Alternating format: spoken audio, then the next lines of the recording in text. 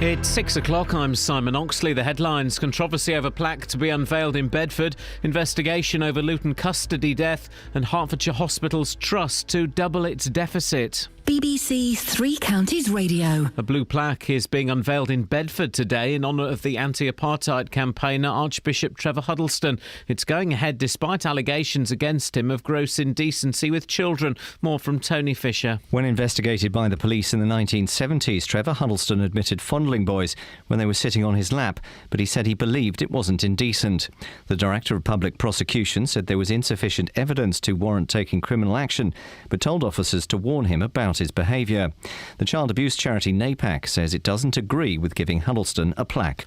An investigation is underway after a 25-year-old man died in police custody in Luton. Istiak Yousaf was arrested on Saturday morning on suspicion of domestic violence. Bedfordshire police say he later became unresponsive in his cell and died, but they believe his death is not connected to any police action. The Independent Police Complaints Commission is now investigating.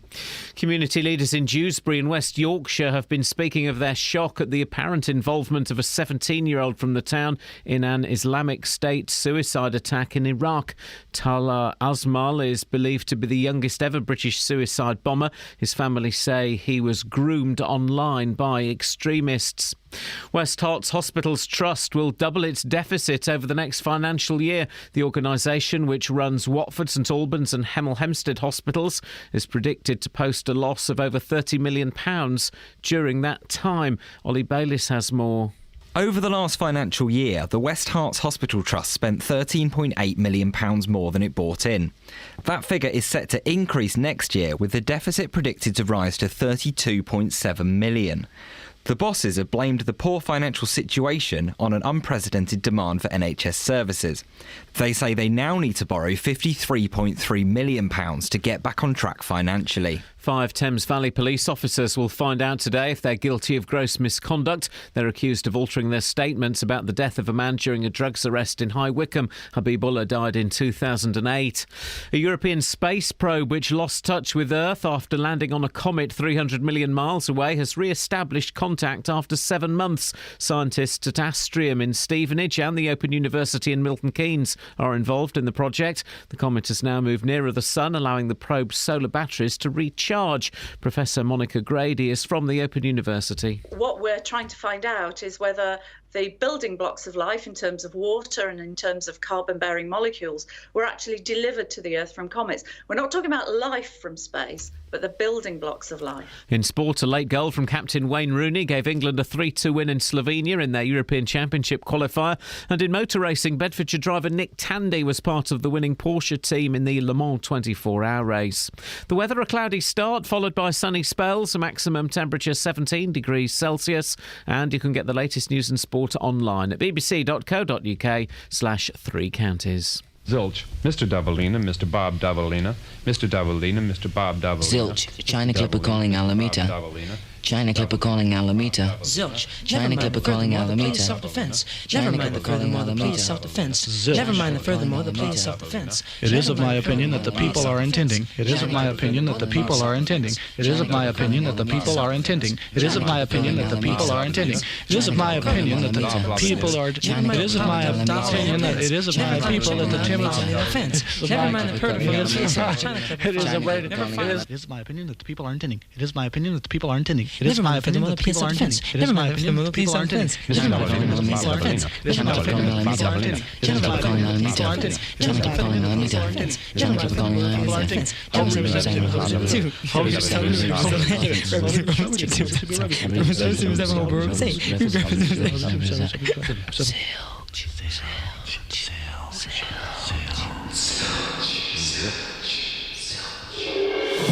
Morning, guys. Morning.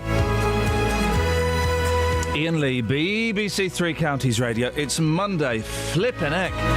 Hey, coming up. Isn't this funny how this business works? So I watched a film last week. I liked it. I recommended it to Catherine. She liked it. But the fella that's in the film's on the show today. It's exciting, isn't it? Talking about diaries. There's other stuff as well.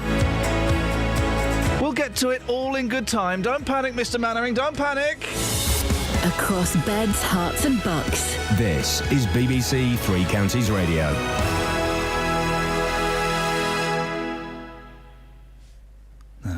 hearing that?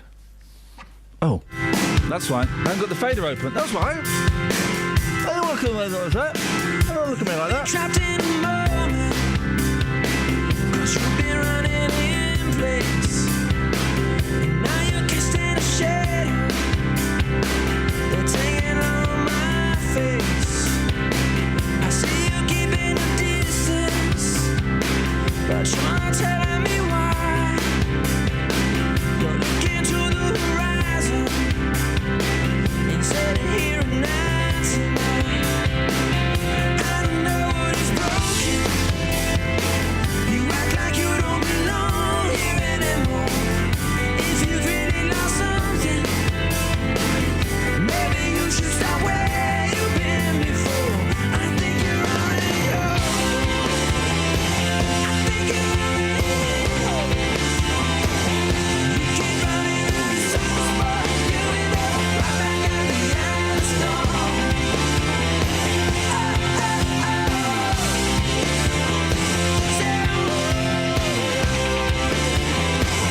When you see your reflection, do you recognize yourself? 'Cause every word that you say, I hear another cry for help. Oh, if you can't see it, why don't you open your eyes? I'm right here waiting. You don't have to go far because you're already home. Think you're already home. You keep running around in circles, but you end up right back at the end of the storm. Say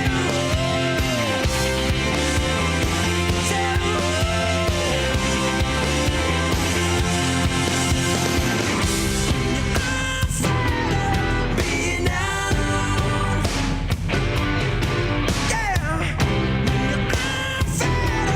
You'll be the last man standing on the battleground. I'm fed up being alone.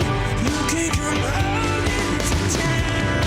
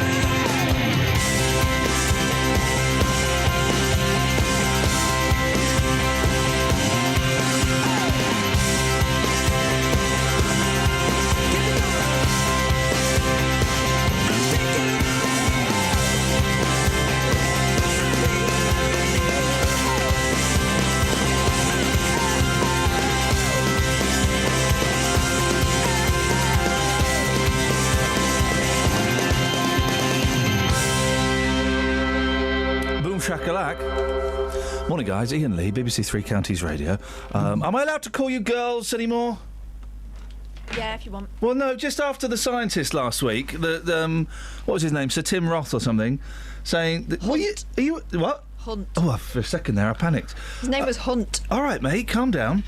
All right, so Hunt Roth, last week. Mm-hmm. What are you eating? Pastry. Where are your sleeves, Kelly? No, this won't do. We'll have... let me talk to Tony, then we'll have words. No. This won't do. Are we distractingly attractive?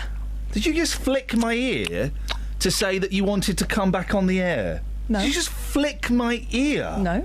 You just flicked my ear, indicating you wanted me to open your mics. No. No. We're not. I'm not having this. We'll talk later. Just don't flick my ear again. I've not done it. I just touched. Unbelievable. How do we go from that to this? Well, just with a clunky gear change. One of Bedford's most famous residents is being honoured with a blue plaque today. Archbishop Trevor Huddleston was the founder and leader of the anti-apartheid movement in South Africa. But according to documents seen by our reporter, Tony Fisher, he also admitted inappropriate behaviour towards children. Tony, tell us more. Well, Ian, I took a trip to the National Archives in Kew. This was a couple of years ago, and saw the Scotland Yard file for myself. It contains a report, which some of it's redacted, which means it's been blacked out, which was sent by the police commissioner to the DPP, the Director of Public Prosecutions, into allegations made against Huddleston concerning 4 boys. There are 4 separate accusations in 1974 that he committed acts of gross indecency for fondling the boys while they sat on his lap at the Bishop's house in Stepney in East London. Now, although Huddleston denied the accusations, he told a senior police officer, and I quote, "It's all perfectly true. I've sat them on my lap and I've touched their bottoms and pinched them, but there's nothing indecent about that. It was purely a mark of affection." And in his report, the officer wrote, "He, as in Huddleston, has been outrageously indiscreet. Always there were other people, usually children, in the room. It's possible he is so naive about worldly things as to have not realised his actions might have been seen as homosexual in nature. There was no evidence he ever behaved this way with young girls." Now, it's funny what he says there. I've touched their bottoms and pinched them. I'm thinking, well, I've touched my boys' bottoms and pinched them, and it's playful behaviour. But then he goes on to say some other bits and pieces, doesn't he? Well, he said that at his house in Stepney, they kept an open house. When questioned how indiscreet it was to invite children to his bedroom or study and fondle their bare behinds. And there's the thing. It's not clear earlier. Yeah, this is exactly is the exact wording in the police file. Huddleston said, "I can see it now. I've never been alone with any of the children. There have always been others present.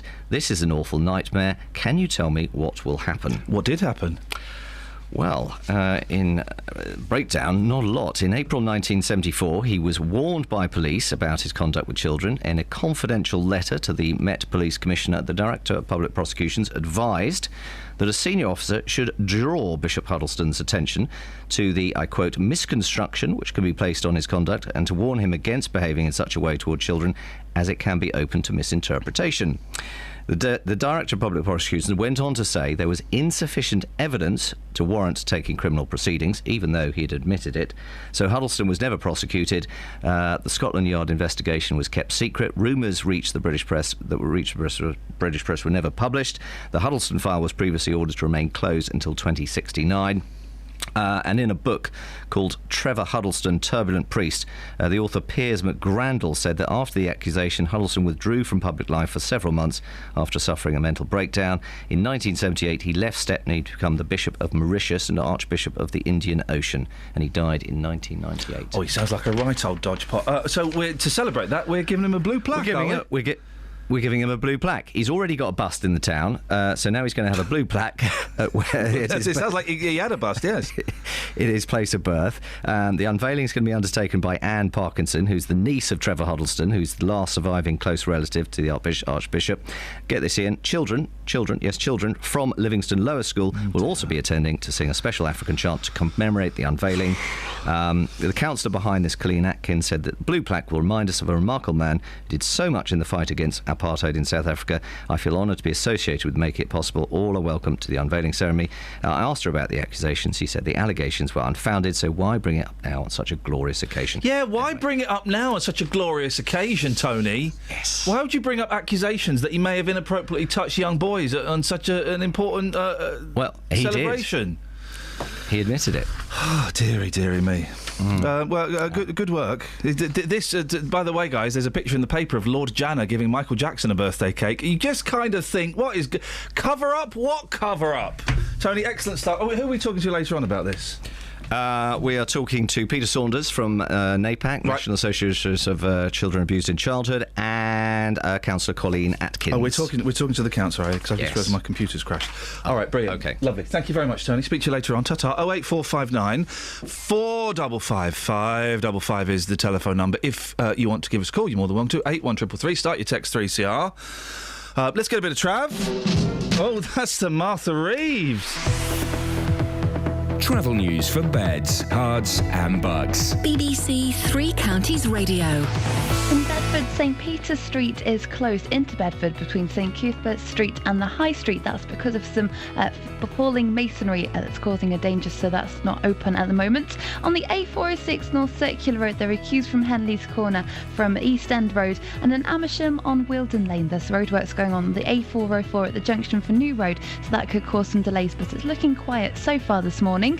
On the trains, Virgin Trains East Coast have possible delays between Peterborough and Stevenage because of a signalling problem. Samantha Bruff, BBC Three Counties Radio. Thank you, Sammy.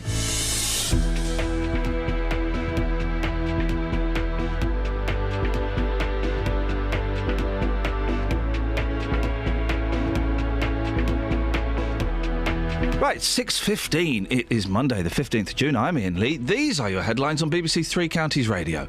A blue plaque is being unveiled in Bedford today in honour of anti-apartheid campaigner Archbishop Trevor Huddleston, despite allegations against him of gross indecency with children.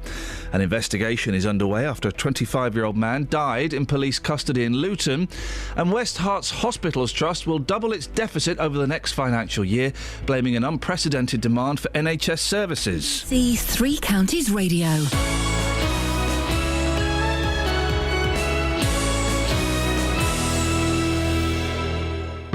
Sometimes in life, things don't always go to plan. It worked perfectly for 2.5, 3 years till 2 days ago. He should refund me £1,900. Which is where we come in. We managed to get them to agree to come back in to the property on an agreed date. The JVS show takes on your consumer problems. I basically lost the whole lot in administration charges. And helps to get to the right solution. I've received a cheque back for £578. Jonathan, I can't thank you enough. I don't know how you do what you do, you and your team. The JVS show, weekdays from 9, here on BBC Three Counties Radio.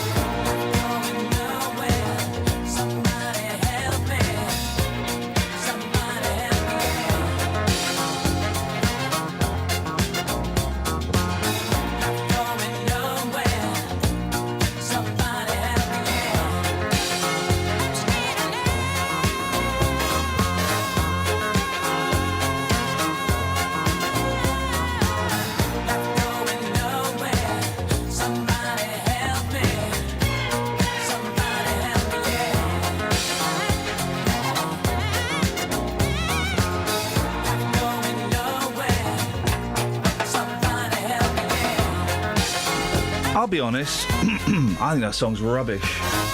It's a rubbish song, isn't it? You're going, is it because we've heard it too much? No. Well, you know, we have heard it too much, but I think you might be right. Okay, let's say it. Here's the vibe. The Bee Gees are pony. The Bee Gees are pony. Apart from...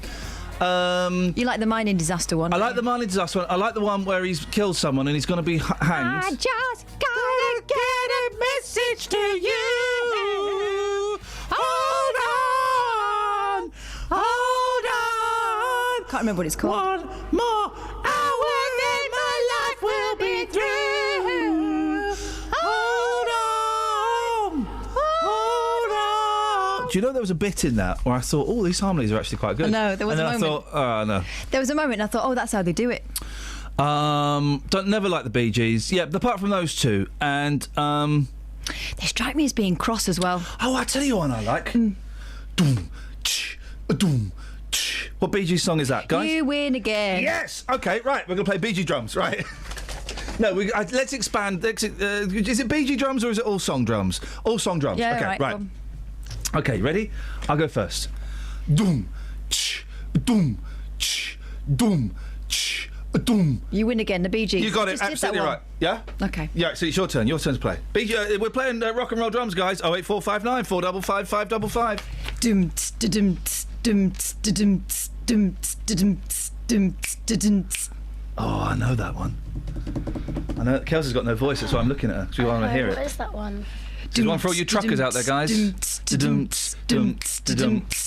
it's not unusual. No, the lyric actually mirrors the drum beat. Shall I start it off here? You to me. As sweet as little candies, you to me. Okay. Yeah. Maybe, Concrete and clay. Maybe by it being all music, it's too broad. Okay. Maybe that makes it impossible. What do we make it? Or maybe that makes it fun. Kels. I don't think I can do it. Sorry? Exactly. What? What's the matter with your? What's happened to your larynx? Lost it. Where? Don't know. Did you lost it or did it get battered? Did you batter your larynx at the weekend? No. What have you been doing with your pipes? I started losing it on Friday. You started losing it years ago. I meant your mental capabilities. Yeah. No offence to anybody who's actually lost their mental capabilities before you phone in and start complaining, you miserable bunch. So, what happened with your voice? Just not feeling very well. Oh, yeah. Now, are you feeling poorly, or have you? Because when I lose my voice, I've got a feeling I might lose it one day next week. When you lose, if I'm hanging out with her, well, I've got a great excuse now to bunk off. When I lose my voice, generally I feel fine until the last couple of days. I feel rotten. Generally, I feel fine. And it's frustrating because you don't sound well, but you're all right. I'm all right. Well, today's the day that I felt better than over the weekend. Yeah. So Okay. now I feel all right. Tips? You want tips? Oh, yes, please. Don't whisper. Okay. Whispering makes it worse. Whispering puts more pressure on. Puts more pressure on. Isn't that nuts? That's it. Yeah. So don't whisper. Okay. Steam, mate. Steam. A steam? A steam. Honestly, you were laughing at me for going for a steam. It's the only thing that will work. Go and sit in a hot steamy steam room for as long as you can bear. Breathe it in, blow it out. Suck it in, blow it out. Or get a bowl of steaming water if you Suck can't. it in, blow it out. Suck it in, blow it out. Suck it in. What do I do? Right, okay. You suck it in, Yeah. blow it out. Suck it in, And then what? blow it out. Suck it in, And then? blow it out. Right, yeah. How difficult was it for you to maintain eye contact during that? Because I was really struggling. Oh, I was fine. Okay. I nearly passed out and you didn't remember to say blow it Oh, out. blimey, I forgot. Sorry, mate. Yeah. Honestly, it's the only thing that will sort it out. I might have some special cream that you can use. Where do I put it? On your larynx, mate. Right, okay. 08459 455 555. If you want to play up and play a drum beat from anybody, let's go nuts, okay? All right, I've got one. Oh, I've got one. Well, it's too late. She's passed. Kelly, who do you want to nominate to play? I'm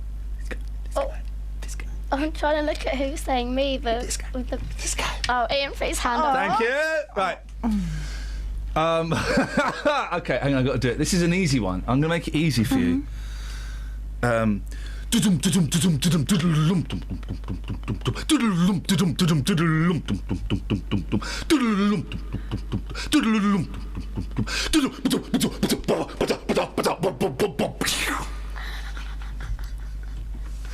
Come on, guys. That was brilliant. You know it? No. Do you need it again? Yeah. Okay. Of course. Okay.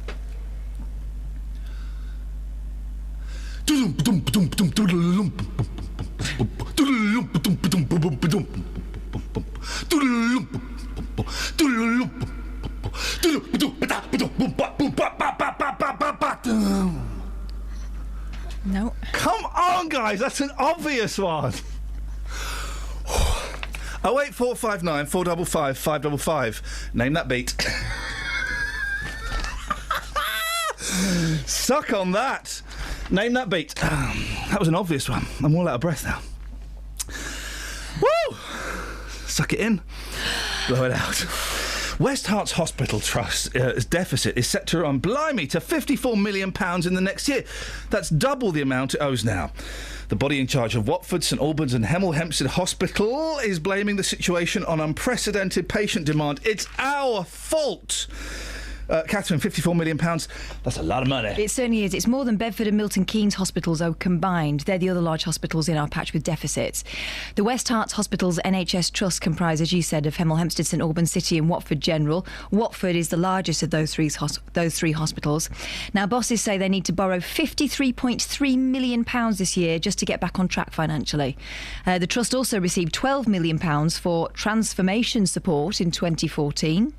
They have an estimated £66 million backlog in maintenance, plus the Trust has a loan of £8.7 million already approved, and an application for £44.6 million will also be submitted this year. Now, the cash is endless, and the question is, how on earth will they ever pay it back? I'm guessing the plans have been met with criticism. Yeah, the government's Trust Development Authority, which monitors struggling trusts like West Herts, have written a letter to Interim Chief Executive Jack Kelly. The letter said that the plan was high risk given the planned deficit and lack of assurance that quality performance and standards will be met and sustained into 2016. The letter also said the plan was disappointing in light of the £12 million they received for transformation support, as the authority had expected to see more evidence of a return on this significant investment. There's also been a report presented to the Trust Board which states that balancing income and expenditure sustainably while responding to patient care demands is likely to become more challenging between this year and next. And the report says that the size of the underlying problem built up over a number of years but compounded most significantly between 2013 and 14 in response to increased quality demand. This means that a return to a balanced position can only be realistic if planned for over more than only one financial year. This is a complicated story to follow. Yeah. What have the hospital had to say, apart from blaming us? Yeah, and they didn't want to speak to us this morning. No, of course they don't. They didn't have anyone available. I'm sure they would have loved to have spoken to us about it. They sent us a really long statement, which I'm not going to read, but I will pick out some bits that you might find interesting. 2014-15 was a very challenging year for us, as it was for most other acute providers in England, and it's universally acknowledged that this year will be even more difficult for the NHS. We've seen an unprecedented demand for our services over the last year. We've worked hard to deliver quality improvements and to ensure our patients continue to receive good and safe care. Despite the deficit figure forecast for 2015-16, we expect to see a steady improvement in performance over the next 5 years, supported by a robust efficiency programme, a clear strategy for service provision to be provided by a more stable workforce. So there's no mention there of paying it back. Oh. Well, hang on a second. You know, in the longer thing... Oh, let me just scan down and see. Scan down and see. No. Great work. Travel news for beds, cards and bugs. BBC Three Counties Radio.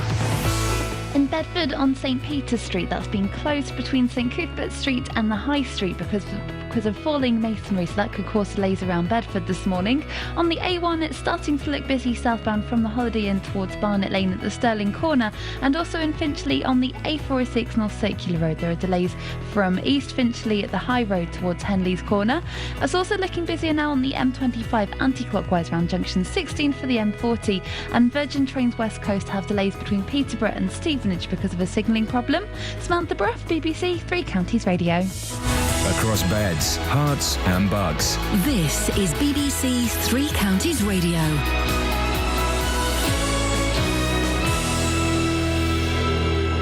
It's 6:30. I'm Simon Oxley. A blue plaque is being unveiled in Bedford today in honour of anti-apartheid campaigner Archbishop Trevor Huddleston, despite allegations against him of gross indecency with children.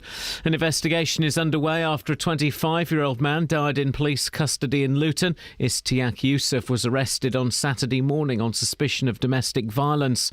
And West Herts Hospitals Trust will double its deficit over the next financial year, blaming an unprecedented demand for NHS services. Three Counties Sports. BBC Three Counties Radio. A late goal from captain Wayne Rooney gave England a 3-2 win in Slovenia in their European Championship qualifier. Here's manager Roy Hodgson. It was a great reward for his persistence. It was a great reward for the work he put in as a centre-forward and as a captain of the team. He took some nasty blows, not least of all the one with the elbow towards the end of the game. His discipline was excellent. His work rate was excellent. His understanding of the role was very good. The win maintains England's 100% record in the group, with Jack Wilshere scoring twice as they recovered from a 1-0 half-time deficit. I'm happy with my goals tonight. Hopefully I can get a few more. You look at the top midfielders in the past for England, Lampard, Gerrard, Scholes, they're always on the score sheet, so that's something that I look to, and hopefully I can get a few more in the future. Elsewhere, former Brentford boss and former Watford Academy manager Mark Warburton has signed a 3-year deal to become the new manager of Rangers. England's cricketers are 2-1 down in the 5-match one-day series after losing by 3 wickets to New Zealand at Southampton. England were all out for 302, with the tourists reaching 306 for 7 with an over to spare. Here's England captain Owen Morgan. It would have taken something special with the ball, I think, for us to win this game. I was happy with scoring 300 and in the fashion that we did. It looked for a long time that we were going to get 350 plus, which is very exciting for us as a group, and I want the guys to continue playing with that type of mindset and with our batting. And in motor racing, Bedfordshire driver Nick Tandy was part of the winning Porsche team in the Le Mans 24-hour race. Tandy from Pavenham joined Formula One driver Nico Hulkenberg and New Zealand's Earl Bamber for Porsche's first win at Le Mans since 1998. Former Milton Keynes Red Bull F1 driver Mark Webber was in the Porsche team that finished second. BBC Three Counties News and Sport. The next full bulletin is at 7. Across beds, hearts and bucks. This is Iain Lee. So, BBC Three Counties Radio. we're playing... Well, we've not come up with a name for this. We have, but I don't think we can use it. So some of the names we've got, okay, basically, someone does a drum beat and you've got to guess what the song is. It's dead simple. We've got Name That Beat. Beat this. You can't say that one. The beat goes on. Yep. Beat Me Off. Beat the beat. I think you overlooked one that I just suggested. Which one? Beat Goes On or Beat Me Off? Beat Off. I think probably even worse. Anyway, so we need a name But for it is the a game. beat off, because I do one, then you do one. Okay. Now, is that Kelly Betts, the one you've put through, is that me doing it, or is that from the actual, is that the actual real one? All right, okay. So, guys, this is it. This is the sound, okay? You haven't got a clue what it is. Kelly Betts knows. I've let her into my secret little club. Yeah, okay, I'm going to sing it. Yeah, Thank you. He was rude to me and made me stand in the corridor. Here we go. Go on. So, we're going to play Beat Me Off. Name that beat. Beat Off. No! Here we go. Bearing in mind, I am not a Just drummer. do I am it. not a drummer Just- or a beatboxer. just do I'm just a guy. Okay. I'm in my head. I'm Can you I'm just- listening to the guitar bit before. Just seriously, just do it. 2, 3, 4.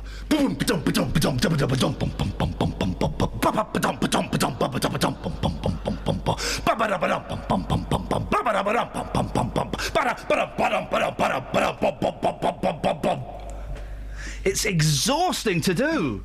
How does he do it? There's a clue. It's a male drummer. So it's not the Go-Go's or the Bangles.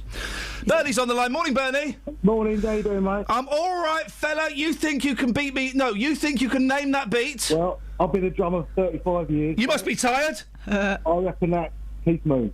Sorry? Keith Moon. Which song, though, mate? Won't Get Fooled Again.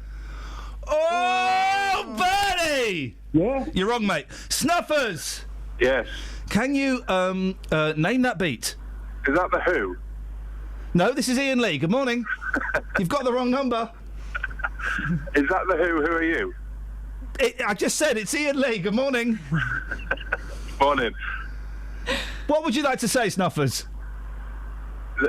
in answer to your drum beat... Yes? Is the drum beat that you're trying to replicate by The Who? No. Okay. Thanks for calling. Cheers. Kelly, what's your beef?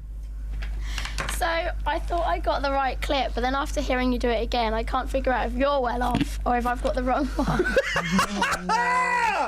I live in a very nice house. I am well off. But what do you mean? You don't mean timing-wise. There's a solo.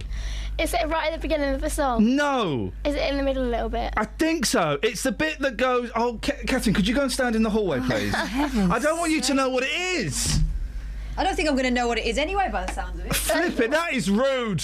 I am brilliant at beating. What you could do... Hang on a minute, I'm going to just I'm going to talk to you privately. Hang on, it's the bit before it goes...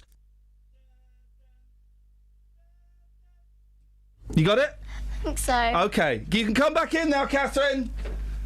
No rush, though, because yeah, we're going to put... I got it. It's the second one. 08459 455 555 5555. Now, usually I don't do this, but go ahead on, break them off with a little previews of the remix. Now, I'm not trying to be rude, but hey, pretty girl, I'm feeling you. The way you do the things you do reminds me of my Lexus cool. That's why I'm all up in your grill, trying to get you to a hotel. You must be a football coach, the way you got me playing the field. So, baby, give me that, and let me give you that. Tell us what you're doing right now. Wiggling it. Bouncing on 24s. It's the remix to Ignition, hot and fresh out the kitchen. Mama rolling that body, got every man in here wishing. Sipping on coke and rum, I'm like, so what, I'm drunk. It's the freaking weekend, baby, I'm about to have me some fun. Bounce, bounce, bounce, bounce, bounce, bounce, bounce, bounce, bounce, bounce. Come on. Now it's like murder, she rolled. Once I get you out them clothes, privacy's on the door, but still they can hear you screaming more. Girl, I'm feeling what you're feeling. No more hoping and wishing. I'm about to take my key and stick it in the ignition. So give me that, let me give you that. Running her hands through my fro, bouncing on 24s. Why they saying I'm ready? It's the remix to Ignition, hot and fresh out the kitchen. Mama rolling that body, got every man in here wishing. Sipping on coke and rum, I'm like, so what, I'm drunk. It's the freaking weekend, baby, I'm about to have me some fun. Crystal popping in the Stretch Navigator. We got food everywhere, as if the party was catered. We got fellas to my left, honey's on my right. We bring them both together, we got juking all night. Then after the show, it's the after party. Yeah, and after the party, it's the hotel lobby. Yeah, around about 4, you gotta clear the lobby. Then take it to your room and somebody. Can I get a can I get a running her hands through my fro, bouncing on 24. Come on, why they saying I'm ready? It's the remix to Ignition, hot and fresh out the kitchen. Mama rolling that body, got every man in here wishing. Sipping on coke and rum, I'm like, so what, I'm drunk. It's the freaking weekend, baby, I'm about to have me some fun. It's the remix to Ignition, hot and fresh out the kitchen. How come nobody has been able to get... You're all guessing The Who won't get fooled again. It sounds nothing like The Who won't get fooled again. But everyone's saying it, so I'm guessing they're all idiots. Either that or you're doing the wrong one. No, mate. I've asked Kelly to pull off The Who. How's that going, Kelly? Yeah, it's fun. She's good. She's my drum tech today. Yeah. Oh, R. Kelly, one of the people to overcome an underage sexual scandal. One of the few people to overcome that triumphantly. 08459 455 555. The beat goes on. The beat goes on is the name of the game that we're playing today. If anyone can guess my beat, then they can do their own beat. We've sent Shags out onto the street with a beat. Yeah, his is an easier beat though, to be honest. There's a sentence. We've sent Shags out onto the street with a beat. Yep. To see if to make him look silly. I can't justify it any other way. It's to make him look like a plum, basically. Do you want me to do mine again? Yeah. Well, I'll wait till Kelly's got The Who, because it's really exhausting being a mouth drummer. I'm going to wait till Kelly's got The Who, then I'll do mine, then we'll play The Who, and you'll see the difference. Okay? What are we going to do until then? Well, you look in the papers, mate. Oh, yeah, but there's nothing in there. Yeah, there's always something there in the paper. Oh, yeah, there was this thing about short skirts. There was this. Oh, hang on a second. Let's just. Have you managed to finish off the Who? Yeah, this isn't a drum solo, though. Sorry? But this is the bit that I think they mean. Is she speaking? I don't know, I just hear like... All the truckers are going, more! We want more Kelly! Kelly cast! Oh, pod bets! Place your pod bets now. Sounds like Marge Simpson. Isn't she? This is just a reminder, though, guys. Kelly hasn't always sounded like that. Kelly... Kelly used to sound a little bit different. Let's have a listen back to some of the best of Kelly. I am not in a bad mood. Okay, so this is the beat that I'm doing, and it's really... I nearly saw then. It's really tiring. Okay. And it's not the Who. We'll play the Who in a second. Because you're doing the arms. Do you have to do the arms? Yes, I do, mate. Otherwise, how am I going to play the beat? Hang on.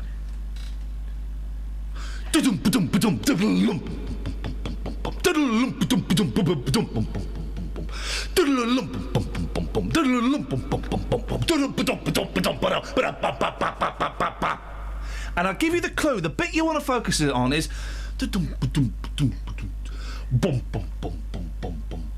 That gives it away. That you don't get that in this. What was that? That's quite clearly bump, dump, ba-dum, bump, bap. That's the wrong bit. I'm sorry, drum tech. There's a bit where he plays the drums. He was playing them then. Oh, he But plays on all his the way own. through. Anyway, 08459 455 555. Name that beat. Is it, can I do one? No, because we're doing this. No, but can I guess? Yes. Is it Queen? No. I've never even heard of Queen. Because you went bum, bum, bum, bum, bum. Oh, come on. I'm not going to make cheap jokes like that, mate, about bums. You went bum, bum, bum, bum, bum, bum, bum, bum. Flash! No, that is... Bum, bum, bum, bum, bum, bum, bum, bum, bum, bum, bum, bum, bum, bum, bum, bum. Yeah. If I was doing Flash, that's what I'd be doing. Yeah. I can't believe none of you suckers listening to this have got it. It's flipping brilliant. It's as if you're not doing it right. All right. Shall I do it and then just play the answer? Yeah. Shall I? Then we'll move on. Okay, so this is the last time I'm going to do it. By the way, if you want this as your ringtone, press record and play on your blank cassettes now. Can we release this as a ringtone? Yeah. 99 pence. Thanks. Okay, here we go. And it's the bum bum bum bum. That's the clue. That sounds like Flash. No. Saviour of the universe. Flash. He'll save every one of us. He's just a man with a man's courage. Yeah, yeah, yeah. And he'll help everybody he can possibly help in the universe. Flash, I love you. But we only got 24 hours to save the earth. Yeah. Guns alive.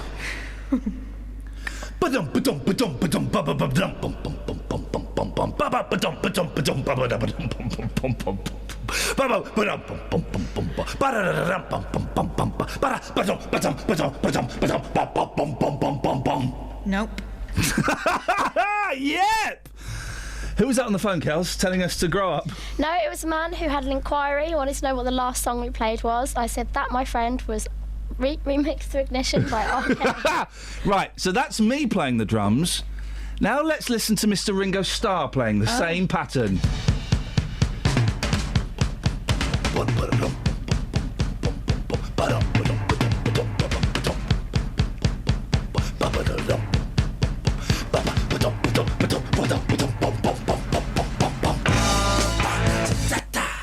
That's exactly the same. Oh, no, not quite the same. Right, pull me off. And we're going to play the Beatles versus Iain Lee. All right. This is what they want. Ringo versus Iain. That is exactly the flipping same. And you saying it's not, God, that's how hard it is. I'm out of breath just saying the drums. Imagine what it's like being Ringo Starr. Flipping heck. You've really annoyed me, and you've offended my family. Oh. And my mum's in a wheelchair. Happy with that? You just spat in the face of a woman in a wheelchair. Wow. Gosh, that escalated Didn't quickly. it just? You need to think about your actions. I'm just looking at your actions.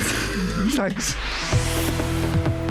Travel news for beds, cards, and bugs. BBC Three Counties Radio. In Bedford on St Peter's Street, that's closed between St Cuthbert Street and the High Street because of a building that's got falling masonry, so that could cause delays in Bedford this morning. On the motorway, the M1 is slow southbound between junction 10 for Luton Airport and 9 for Redbourne, and the M25 is busy anti-clockwise from junction 21 for the M1 and 19 for Watford. It's also looking busy anti-clockwise between junction 17 for Maple Cross and 14 for Heathrow, and on the trains, Virgin Trains East Coast have delays between Peterborough and Stevenage because of a signalling problem.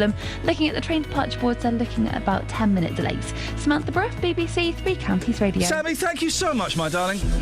6:45, Monday the 15th of June. I'm Iain Lee. These are your headlines on BBC Three Counties Radio. A blue plaque is being unveiled in Bedford today in honour of anti-apartheid campaigner Archbishop Trevor Huddleston, despite allegations against him of gross indecency with children. An investigation is underway after a 25-year-old man died in police custody in Luton, and West Herts Hospitals Trust will double its deficit over the next financial year, blaming an unprecedented demand for NHS services. Let's get the weather. Here's Kate. Beds, Herts and Bucks weather. BBC Three Counties Radio. A rather grey and overcast start to the day. However, it's not going to stay like this. It should thin and break the cloud. We've already got some nice sunshine, actually, if you're heading a little bit further north, out towards parts of Bedfordshire, for example. But eventually everywhere should see some nice sunshine today. The wind's light and the temperature is feeling reasonable, 17, 18 Celsius being the maximum. Now, overnight, the cloud's still around, but we'll get some clear spells. Temperatures down to most places around 10 Celsius, so many places in double figures. It'll be a countryside spot which drops down to around 7 or 8 perhaps. But for tomorrow, still some cloud but some good sunny spells. It's going to feel a bit warmer tomorrow as well. Quite a leap, 21 Celsius for Tuesday, and then Wednesday a similar day, but the temperature rising even further. And that's your forecast. This is the sound of Saturday night and the main stage at a music festival. Without a headline act. It's not quite the same, is it? Don't miss a thing from your summer. Make the switch to digital radio. You can fill the gap, McConey. Tell us a story about rock. Of live music and sport you'll hear from your forthcoming book. Don't miss Stuart McConey's Rock Stories. Radio. If you love radio, go digital. To find out more, search online for BBC Digital Radio. OK, so it's got off to a rocky start. Name that beat. The beat goes on. Beat me off, whatever we're calling it. I don't know, but I think I'm bang on. Thank you, Zermatt. You got it right on Twitter. So let's just listen again before we move on, Catherine, because this is very, very important to me. Move on? No, we can't. Oh, yeah. So this is me and Ringo at the same time. Hang on. Hang on. Let's stop. This is a disaster. Right. Okay. Ringo gets it wrong. Yeah, of course he does. Yeah, I'll come in a little bit later.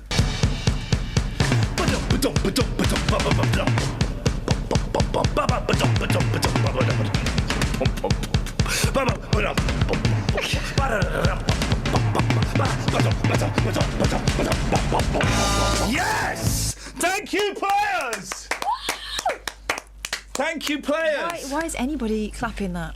I couldn't tell who was who. Exactly. Couldn't tell what the flipping song was. Was Ringo mouthing your drums that you were playing? I'm so confused. I was licking Ringo's drum. No. I was licking Ringo's drum. I didn't hear that because you left my mic. Well, listen. I was licking Ringo's drum. Yeah. Okay, so I've been cheated by Amazon Prime, okay? Cheated.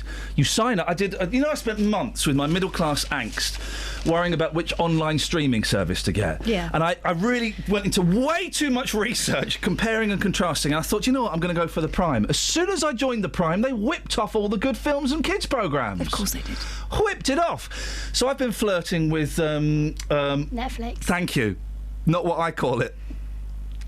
When I'm at home on my own, not in front of the kids. I've been flirting with that, and you get a month free, and I'm going to cane that month, and I'm going to cancel it. That'll earn Amazon. And while I'm caning it, I've been watching some films I wouldn't normally watch. That's what these streaming services do. And Netflix, fair play's got a really good documentary section. Looking through it, Mortified Nation pops up. Mm-hmm. Rang a bell. Someone had mentioned this ages ago. I remember reading about it online. Had a little look. It's Americans reading their teenage diaries. That's kind of pretty much all it said. I thought, that sounds like it'd be worth an hour and a half. I'll have some. It was flipping brilliant. It was brilliant. So I then suggested that you sign up to Netflix to watch this film. Exactly. And I thought I'm going to get a bit of that. Yeah. And I did. I loved it. It's brilliant, isn't it? Well, I'm very excited. We've got Dave Nadelberg, who is... Well, Dave, is it fair to say that you are one of the brains behind Mortified? Well, I'm the creator of Mortified. You're the brain. But I'm one of the producers of the Mortified Nation film that you're referring to. The film... How long has the film been out, Dave? About a year. And has it? Have people seen it? Did it get a good? Obviously, it got a good reaction. I read some of the reviews after I watched it. It's got thumbs up everywhere. Did people go and see it? We put it out in like a couple theaters that we could afford, but Mortified Nation's a very, very low budget film. It's on iTunes. People can buy it on iTunes in most countries, but it wasn't until Mortified Nation hit Netflix that it just exploded and people really started discovering it. It's brilliant. I've explained it in a ham-fisted way. What is Mortified? So Mortified is a stage show we've been running for 13 years in cities all across the world where adults read their most embarrassing childhood writings. That means like diaries and love letters and whatever you wrote when you were 14. But you're on stage reading it now as an adult in front of total strangers. Why? That's the question. Why? I don't know. Ask Catherine, because she seemed to have posted some of her childhood writing. Catherine, you got all excited by this. I did, because I used to write. I'm looking at the scroll, and the changing in my handwriting from day to day shows where I was in my mind, out of it completely. Like I was 12 in these diaries that I've got in front of me. It's all your diaries about people Frenching.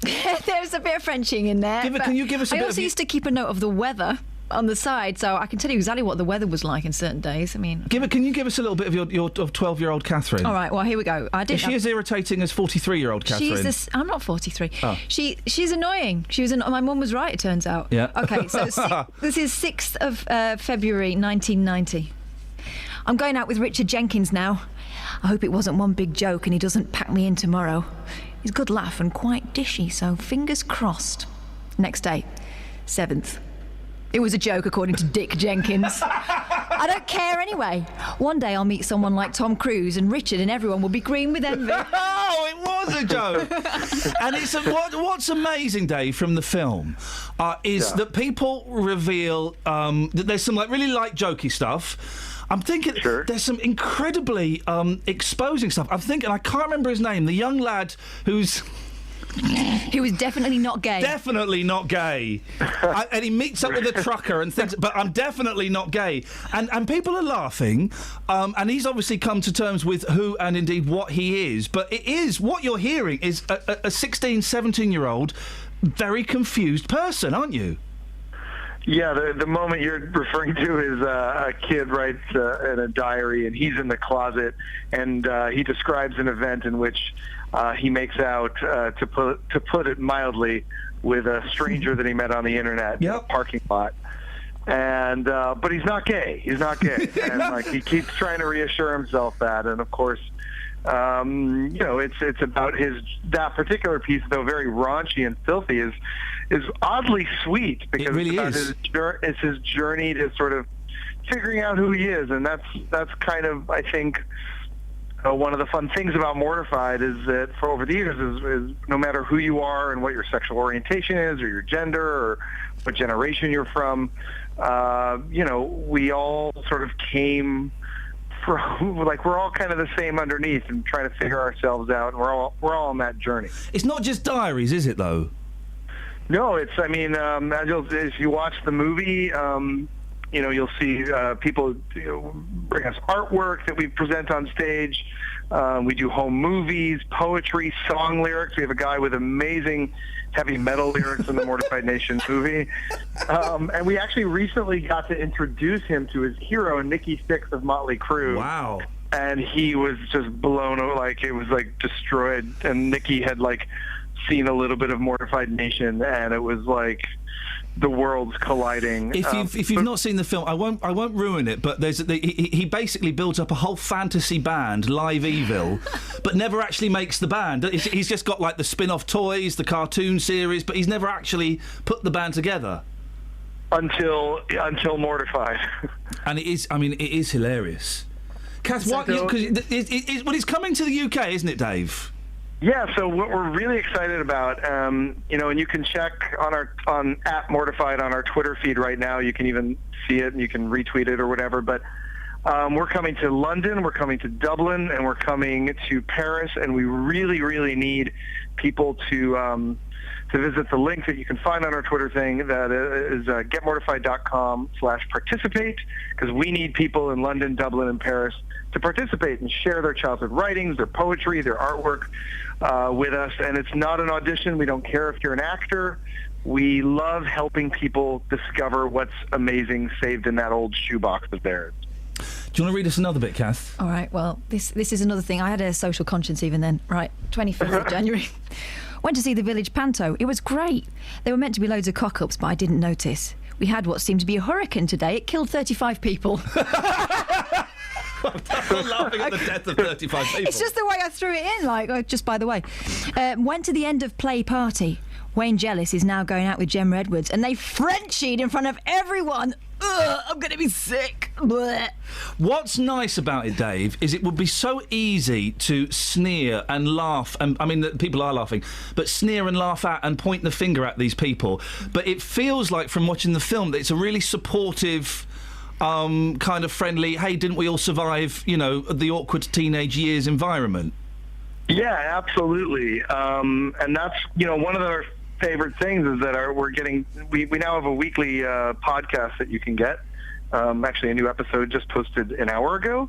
And one of the nice things is we've been getting fan mail from all over, including from the UK, of people saying just that, exactly what you said, where it's like, this could have an attitude and a tone of sort of snark, but there's something really sort of oddly supportive about the whole thing. You know what's funny, Dave? Since I started tweeting about you over the weekend, I've had loads of people getting back to me saying, I love that podcast and I'd love to do it. And if you're going to, cool. And so I think, that people do want to kind of offload this stuff because, as you said in the film, we're still that kid. Yeah, we might be grown up, we might be a bit more careful with the way we phrase things, but that kid is still, there somewhere in all of us. For the most part, I mean, you might have moved on with your life and stuff, but you kind of recognise them, don't you? Well, I mean, do you still pine for Tom Cruise? I think I might be over that. I think I might have been barking up the wrong tree. But, yeah... Not barking up any wrong tree with the litigious actor Tom Cruise. No, but you know what I mean. I felt so slighted by those boys, and, me making out that, oh, never mind, I'm going to hold out for Tom Cruise, was me just trying to make myself feel better. Dave, are you not concerned? The British have a kind of reputation of being slightly more reserved than you crazy Yanks or do anything. What are you expecting when you come over here? I'm expecting the same exact thing. People really are the same everywhere. We've had British people in our show for years. We've also have a show in Sweden. We've done shows recently in Amsterdam. And every time we open up in a new city, somebody goes, well, yeah, Mortified would work well in the cities that you've been in. Like when we started in Los Angeles and we moved to New York, they were like, oh, but the New York people wouldn't do it because they're too whatever. And then when we were in New York, people were like, well, the San Francisco people wouldn't do it because they're too... And then it really just... we started learning that it's not about... I'll say this. The one city that I'd be terrified to go to, yet I would love the challenge is Tokyo. Someplace where... Oh, yeah, that could really work. More reserved. Yeah. But beyond a culture like that, I think I'm really excited for London. I hope we get a lot of people. Do you know when you're coming? Do you know when you're coming over to London, Dave? It's probably either going to be, I'm going to guess early fall, if not end of summer. But really right now we need people to go to getmortified.com, click participate. We need people to request to share their stuff on stage. And I know Catherine recently You submitted to us, is that Yeah, correct? I did. You know what? The sad thing is, this is my 12-year-old diary. It got a lot hotter towards the... I don't know what happened to the other ones. I'm going to try and dig out the rest. Dave, listen, I've just retweeted you. It's at Mortified. Mortified, I'm sure if you go into iTunes and type that in, the podcast will pop up. If you've got Netflix and you've got a couple of hours, Mortified Nation, honestly, it's one of those hidden gems that you think, oh, this will be worth a punt, and it's brilliant. Dave, when you come over, you must come in. Thanks. I would love it. I would be honoured to. We'll sort it out. It's really nice to talk to you, Dave. Thanks for staying up, and we'll speak to you soon. Best of luck. Thanks, Iain. Ta-ta. Seriously, that film's an absolute joy. Oh man, it's so. We're late for the travel. I don't mind. It's Dave Nadelberg from Mortified. It's one of those films where you watch it, and I was trying to think of the word, and it's such a corny word. It's uplifting, and it's such a corny. But at the end, you just feel better about stuff. Dave, thank you very much. Travel news for beds, cards and bugs. BBC Three Counties Radio.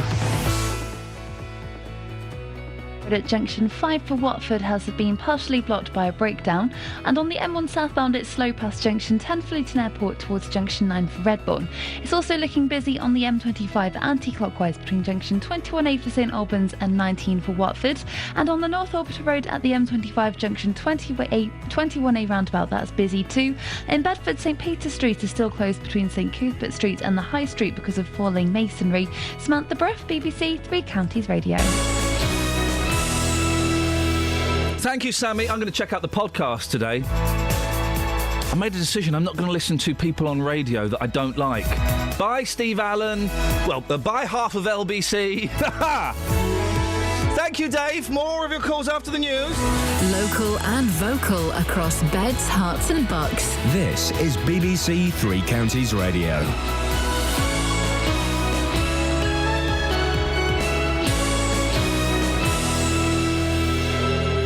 It's 7 o'clock. I'm Simon Oxley. The headlines: controversy over blue plaque in Bedford, investigation after Luton custody death, and Bedfordshire driver wins world-famous Le Mans race. BBC Three Counties Radio. A blue plaque is being unveiled in Bedford today in honour of the anti-apartheid campaigner Archbishop Trevor Huddleston. It's going ahead despite allegations against him of gross indecency with children. More from Tony Fisher. When investigated by the police in the 1970s, Trevor Huddleston admitted fondling boys when they were sitting on his lap, but he said he believed it wasn't indecent.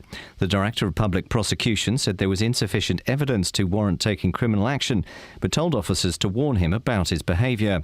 The child abuse charity NAPAC says it doesn't agree with giving Huddleston a plaque. An investigation is underway after a 25-year-old man died in police custody in Luton.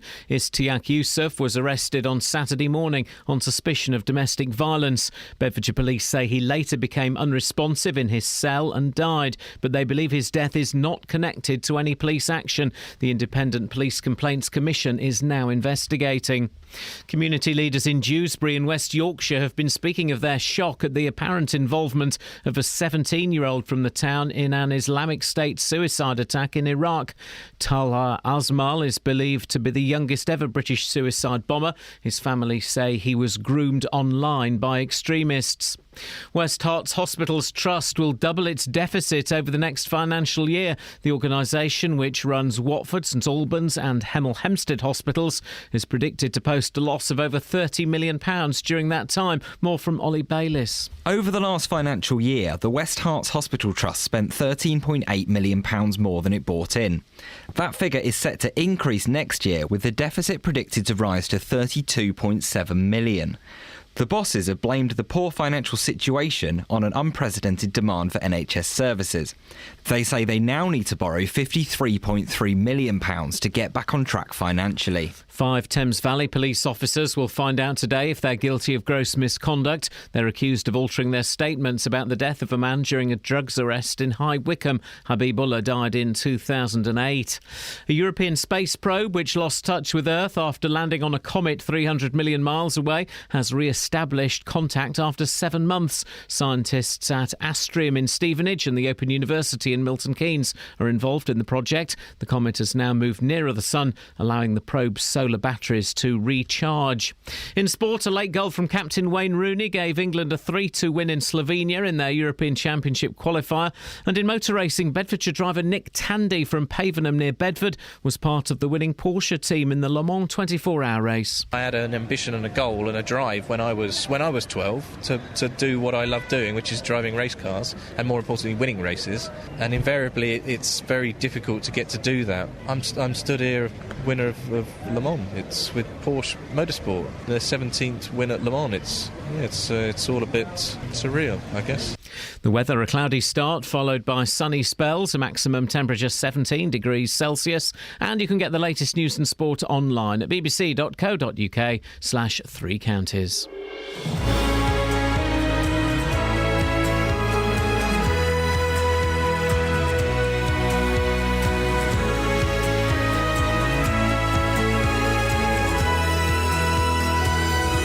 Morning, guys. Iain Lee, BBC Three Counties Radio. We're still playing The Beat Goes On. Name that beat. Beat it. I don't know. But you phone up, you sing a drum beat to us, we have to guess the song. It's that simple, guys. It really is that simple. Or, if you're a little bit shy, this could work, Catherine. You can text in your drum beats. Yeah, OK. You can text in your drum beats and we'll read them out. If you want to call 084... In fact, that's how we'll do it. That'd be so good. There we go. If you want to text in your drum beats, 81333, start your text 3CR, or you can give us a call, 08459 455 555. What texts have we got? Hey! I've got it, though. Sorry? Linda says, The Beatles, the end. Thank you! And Maff said, I thought you had the edge over Ringo there. Shows what a poor drummer Pete Best must have been. Pete Best was better than Ringo, that's the thing. Maffin Hanslow. Yeah. They're your two texts. I hope you enjoyed them. Oh. Thanks, guys. Wasn't Dave a nice guy from Mortified? If you just tuned in, the rabbit hole was awesomeness this morning. We had Dave from Mortified. Honestly, if you've got Netflix, you can buy it on iTunes as well. It won't be that expensive. It's like a low budget indie film. Mortified Nation. It is brilliant. If you were one of those kids who kept a diary like what I did, and you look back at it now and think, oh my goodness, my mum was right. I was a total toe rag. This is how you make it right. I never kept a diary, and watching that film made me wish that I had. See, you won't be able to do that in 10 years' time, because kids don't keep diaries anymore. It'll be your Facebook statuses. Yeah, oh yeah, hang there on we go. a minute. Yeah, thanks. All right, nice. Well, that's that sorted then. But honestly, it's one of those... there are so many... The thing about documentaries now is that they often get labelled as... There are so many things that are labelled as a reality show, and actually it's a documentary. And the art of documentary making has kind of sort of been forgotten, because we're big fans of Nick Brumfield and Louis Theroux and John Ronson, and they're all really good, and the Maisels, and I can't think of the other guys I'm trying to think of. Anyway, they're all really good the art of making a really powerful documentary has gone. But you know what? There's no money in it. There's no money in it. I'm meeting a guy today who's going to help me put together a documentary what I have done. Finally. But you watch something like Mortified Nation, and I put it on thinking, oh, this will be a good little thing to have on in the background, and it was brilliant. I couldn't stop raving about it. So we'll keep an eye on Dave, and when he comes over, we'll get him in. Definitely. Okay. 08459 455 555 81333. Start your text 3CR if you want to give us a call. Here's a story, guys. Cover up. What cover up? One of Bedford's most famous residents is being honoured with a blue plaque today. That's got to be a cause for celebration, hasn't it? Archbishop Trevor Huddleston was the founder and the leader of the anti-apartheid movement in South Africa. However, according to documents seen by our reporter Tony Fisher, he also admitted inappropriate behaviour towards children. Fondling them, pinching them, and bare bottoms may have been involved. Pete Saunders is from NAPAC, the National Association for People Abused in Childhood. Morning, Peter. Good morning, Ian. What do you reckon to this? It's an interesting story. What I was just thinking about, and on a slightly light-hearted note before getting onto it, you were talking about drummers. Yep. Zach Starkey. Incredible. There's a drummer. Plays for The Who now. I saw him a few weeks ago with The Who. Absolutely. All right, mate, stop showing off just because I didn't go and see The Who and I wanted to. Thanks very much. Well, The Who, thank God, are a supporter of our charity. So Oh, are they really? They are. Oh, good for them. Good Yeah, for them. Yeah, yeah. Behind the scenes, nicely, quietly, but yes, they do support us. Coming back to the more serious matter, though. Yeah. I went to see the Jimmy Savile play last week in London. Did you really? Okay, well, yes, go on. And I want to draw some comparisons. I'm not going off the subject. Savile, anybody who has had second thoughts about going to see that, and I would, if I was a survivor, I would be very careful because it could be very triggering. But if you're a policeman, a social worker, just anybody with the vaguest interest in protecting children, go and see the play. It's phenomenal. Alistair McGowan plays an incredible... It's like having Savile in the room with you. It's that scary. And one of the things that Savile says during the course of the play, and as I say, it's a clever play, scary but clever, he says he did a lot of good and that wipes out any bad he did. And I was thinking about that, and I was thinking about that with Trevor Huddleston. Is that the case? Can that ever be the case? And I would challenge that. It would be like, I get a lot of praise. I'm sure you do, Ian, because you do a great job. I get a lot of praise for setting up and running this charity. It's unique. It helps and has helped thousands of people. What if after I'm gone, or even before I'm gone, it's discovered that actually on the side I abuse children, or I'm lining my pockets with the money from the charity? What would history say about me then? Yes, I did a lot of good. I set the charity up. NAPAC helps thousands of people every year. But actually, Pete Saunders was bad news. Should I be honoured? Personally, I don't think I should. Now, Trevor Huddleston did a great deal of good. A great deal of good. I have nothing but good memories of what that man achieved and did. And I, like I'm sure Tony and other people that have discovered that actually there was a different side to Trevor Huddleston, will be greatly challenged over what is happening today.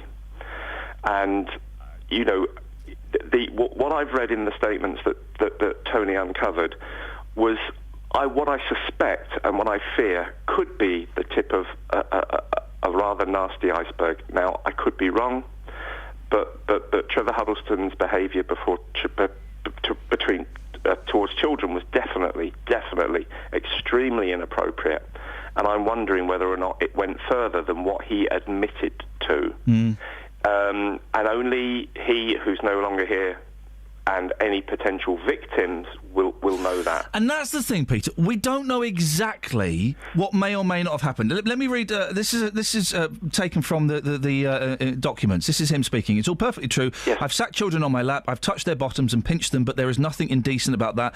It was purely a mark of affection. Now, that on its own, kind of left me scratching my head. You know, I pinch my boys. I smack them on the bottom sometimes. It's all playful. Yes. Fun. Then there's a bit later on when the police, I'm laughing, sorry, because it's so ridiculous, the police ask, how indiscreet was it to invite children to your bedroom or study and fondle their bare behinds?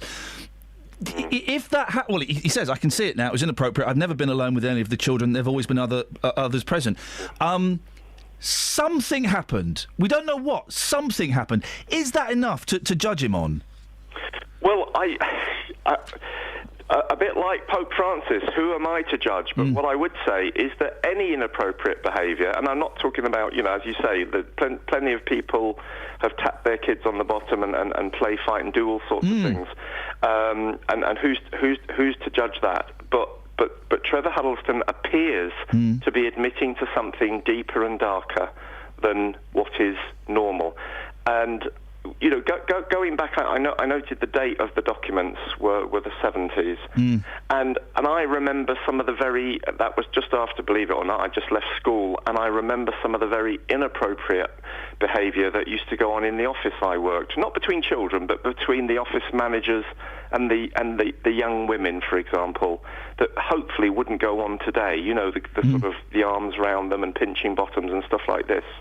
But there's a difference between that and the pinching and fondling of children, bare bottoms. It scares the life out of me, Ian, and I do wonder whether or not they should be honouring him in the way that they are. It does seem odd that they've decided to pursue this, and VIP cover-up. What VIP cover-up? There's a great picture in the papers today. It's kind of hidden away a bit as well, of Lord Janner presenting Michael Jackson with a cake to celebrate the fact that he was found not guilty in that Michael Jackson was found not guilty in a child abuse case. Yes, isn't that interesting? It absolutely is. And of course, I've heard American psychologists describe Michael Jackson. This is not me, this is American psychologists' words, Ian, describing Michael Jackson as what they call a fixated paedophile, because he had no qualms about having children in bed with him naked at 40, 50 years of age. Now, if you or I were to do that, I have a feeling we'd be behind bars now, or we should be.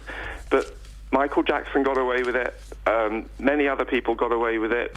There are many other people who, many of us are calling out for people to be prosecuted, and it's not happening. And it stinks of cover-up. I'm going to tread very, very carefully, partly because the estate of Michael Jackson is very litigious, but the people may or may not have got away with it, but that certain people certainly haven't been questioned.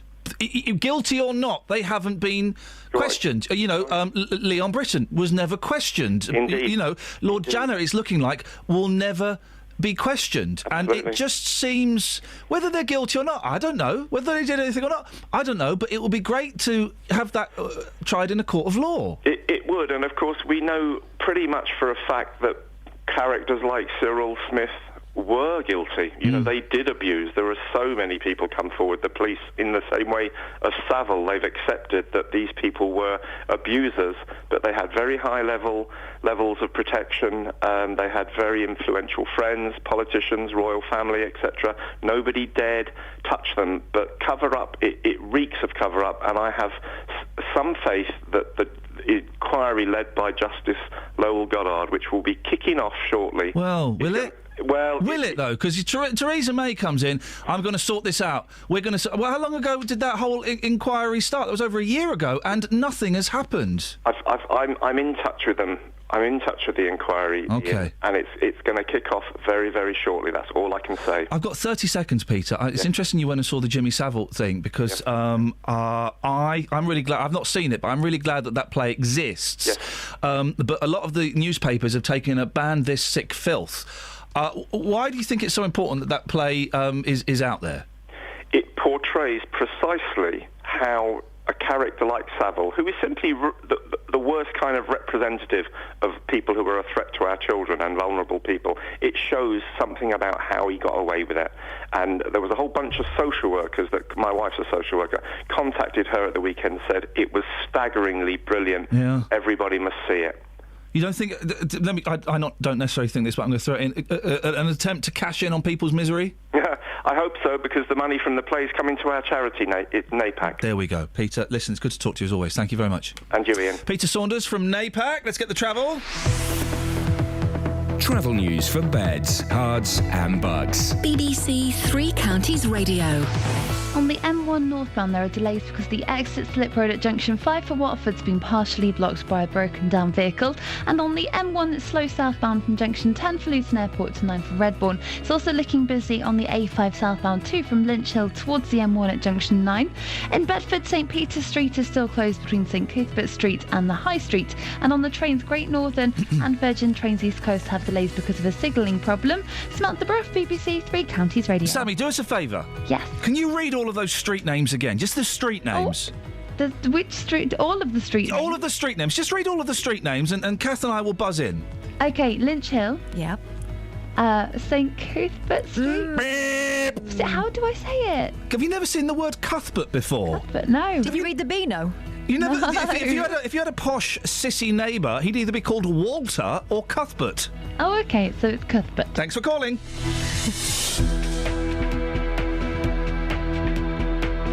When was the last time somebody was christened Cuthbert or Walter? Softy Walter. 7:18. Gosh, we're late. Look at the time. It's Monday, the 15th of June. I'm Iain Lee. These are your headlines on BBC Three Counties Radio. A blue plaque is being unveiled in Bedford today in honour of anti-apartheid campaigner Archbishop Trevor Huddleston, despite allegations against him of gross indecency with children. An investigation is underway after a 25-year-old man died in police custody in Luton. And West Herts Hospitals Trust will double its deficit over the next financial year, blaming an unprecedented demand for NHS services. BBC Three Counties Radio.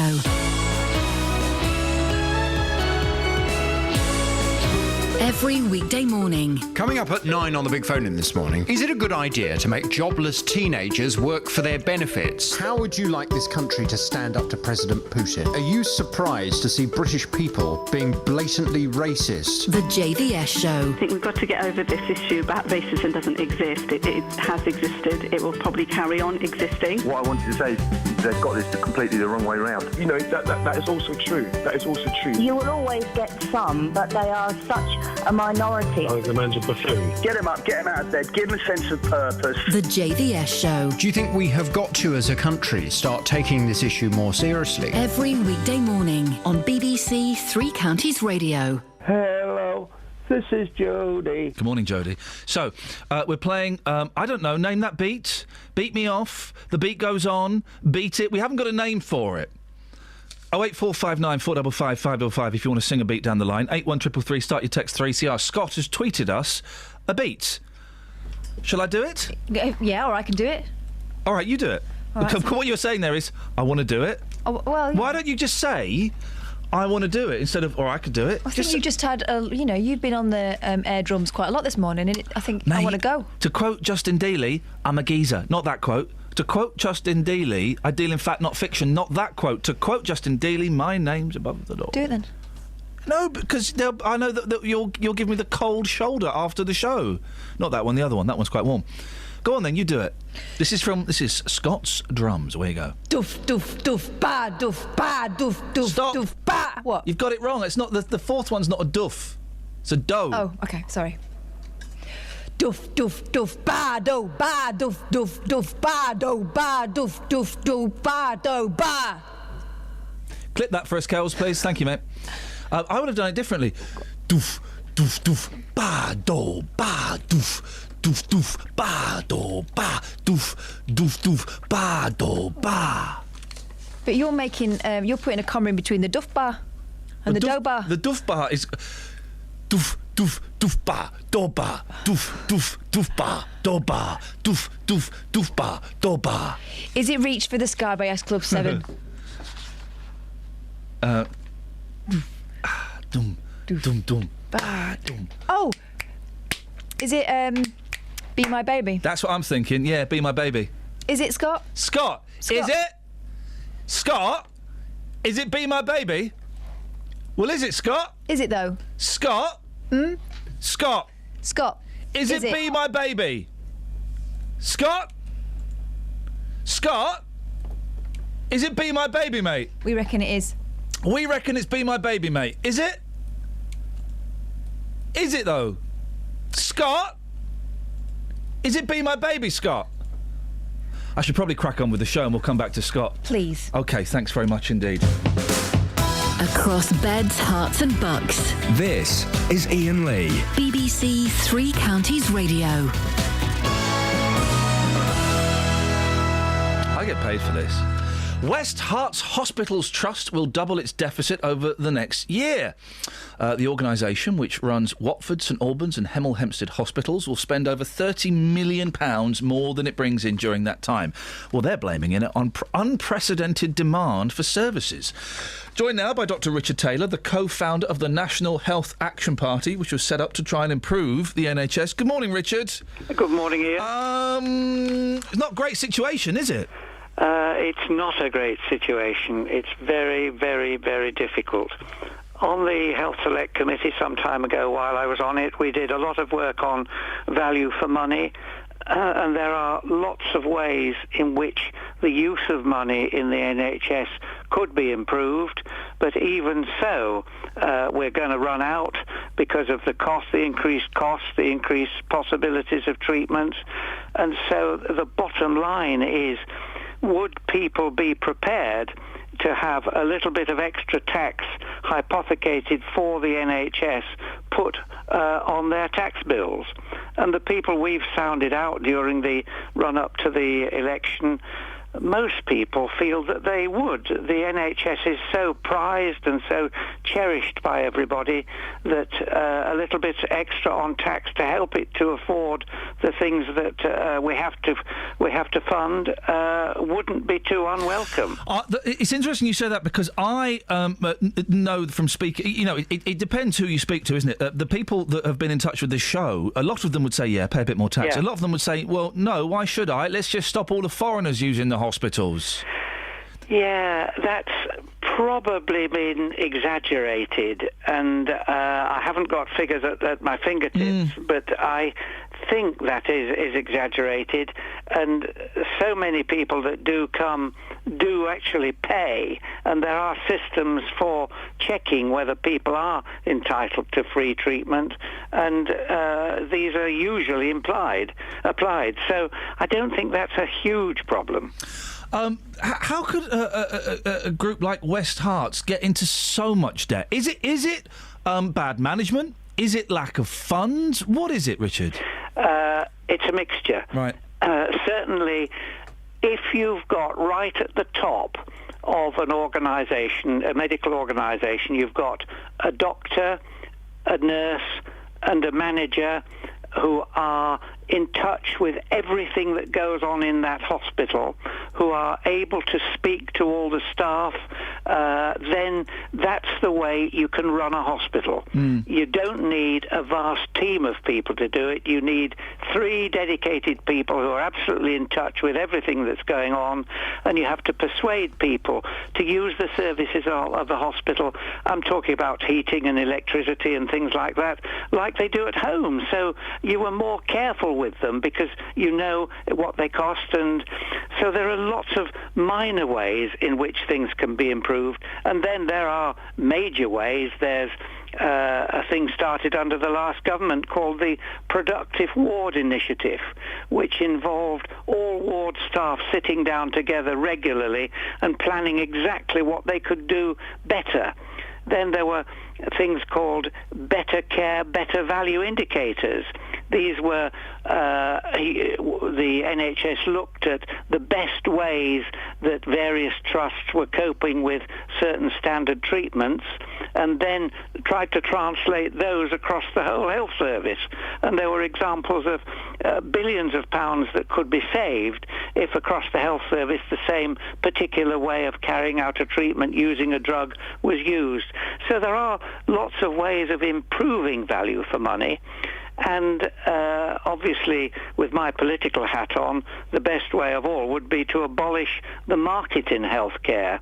The market in healthcare is where we have the purchaser-provider split, the GPs purchase, the hospitals provide, and for the administration of that market, you need teams and teams of accountants and clerks and managers, and it's been estimated that getting rid of the market alone would save something like £14 billion per year, which is absolutely amazing. And so there are things that could be done if we had the political will to do it. As well as that, prevention is the most important thing, isn't it? And think of tackling smoking better, tackling alcohol abuse better, and above all, tackling obesity, which causes so much sickness and illness and uses so much money, that if we could tackle that effectively, we would be halfway to winning. Richard, really interesting hearing your thoughts this morning. Thank you very much indeed, Dr. Richard Taylor, co-founder of the National Health Action Party. Call 08459 455 555. BBC Three Counties Radio. OK, let's go straight to the texts. What texts have you got? I've got one text from Helen in Milton Keynes talking about the story we led with this morning. Yeah. The Bishop Huddleston story. Yeah. Should the actions of the Nazis exterminating 6 million people in the camps be excused because they provided Germany with autobahns and got the trains to run on time? Someone I knew in Germany did tell me this in a Hitler wasn't all bad approach. That's from Helen in Milton Keynes. It's because he's the founding father of apartheid. So some people feel... no. Not of apartheid. No, of anti-apartheid. The exact opposite. Yeah, sorry. So some people feel... What was the quote from that Tony gave us earlier on? Why on earth would you want to spoil a glorious occasion? Yeah, well, that's from Councillor Colleen Atkins. This blue plaque will remind us of a remarkable man who did so much in the fight against apartheid. When asked about the accusations, she said the allegations were unfounded, so why bring it up now on such a glorious occasion? She's going to be in the show in, about 30 minutes' time. She says they were unfounded. We've seen documents where he admitted to them. Your thoughts, please. 08459 455 555. Do you think it's? I'm trying to come up with an original, not a ham-fisted question, and I can't. So I'm just going to go ham-fisted and traditional styley. Do you think it's appropriate for this plaque to go up? No, that's loaded, because the answer to that is no. There won't be anybody, will there, that would phone up and say yes, I do think it's appropriate. I'm trying to find a question that isn't loaded, and it's so difficult in this industry. There are always people who feel uncomfortable when we're talking about someone who's passed away and they can't defend themselves. But, we've seen it in black and white here. How on earth do we phrase it? Do you remember when the Jimmy Savile stuff first... I remember when Jimmy Savile died, and I turned off my microphones and said to you lot, you wait, there's going to be some interesting stories coming out. And when the stories of Jimmy Savile started to come out, people go, now leave him alone. Leave him alone. No, leave him alone. We don't know. In fact, there are still people now. Yeah. We will get a message today saying, they're all very brave once they've passed away, aren't they? Rolf Harris has written a song, apparently. I don't know if it's true or not. I don't know. I know yesterday it was alleged that he'd written a letter. I don't know if it's true or not. But he's written a song. He's allegedly written a song saying that the people that accused him of abuse were like slimy worms and stuff like that. There'll be people who'll go... Yeah, all right. When's that coming out? Is it on iTunes? How much? 69p? I'll have that, 69p. Team Rolf. Team Rolf. There'll be people on the other station. I remember when he got arrested, a woman said, well, I've got a picture of Rolf Harris by my bed, and if he came out to do a show, I'd go and see him. It's weird, isn't it? It's weird, isn't it? Part of me... We're late for all the junctions. The thing is, people like to think the best of people, and with certain figures, we've grown up with them, here's so you the can't thing. Believe it. But... All right, here's the thing. If Gary Glitter did a show, never going to happen. I would seriously consider going. Would you? Yeah, I would seriously consider going. I was a big fan of his. It wouldn't be for that. It would be... let's have the travel and the news, and I'll come back and try and justify that if I can. Travel news for beds, cards and bugs. BBC Three Counties Radio. On the M1 northbound, the exit slip road at junction 5 for the A41 at Watford's partially blocked by a broken down vehicle, and in Watford on Exchange Road it's looking very busy at Beech and Grove 2. On the M25 it's busy anti-clockwise from junction 21A for the M1 South and 15 for the M4, and in Bedford on St Peter's Street as falling masonry between St Cuthbert Street and the High Street, which caused the road to be closed into Bedford. On the trains, Great Northern have delays through Biggleswade because of a signalling problem, and Virgin Trains East Coast have delays between Peterborough and Stevenage because of that signalling problem. Also, the 7:46 service from Luton to Sevenoaks is cancelled. Samantha Bruff, BBC Three Counties Radio. Across beds, hearts and bugs. This is BBC Three Counties Radio.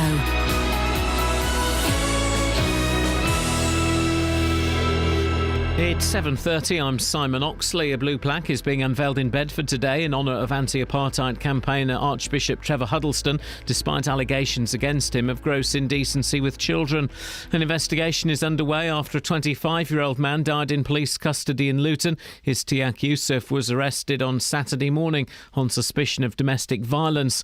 And West Herts Hospital's trust will double its deficit over the next financial year, blaming an unprecedented demand for NHS services. Three Counties Sports. BBC Three Counties Radio.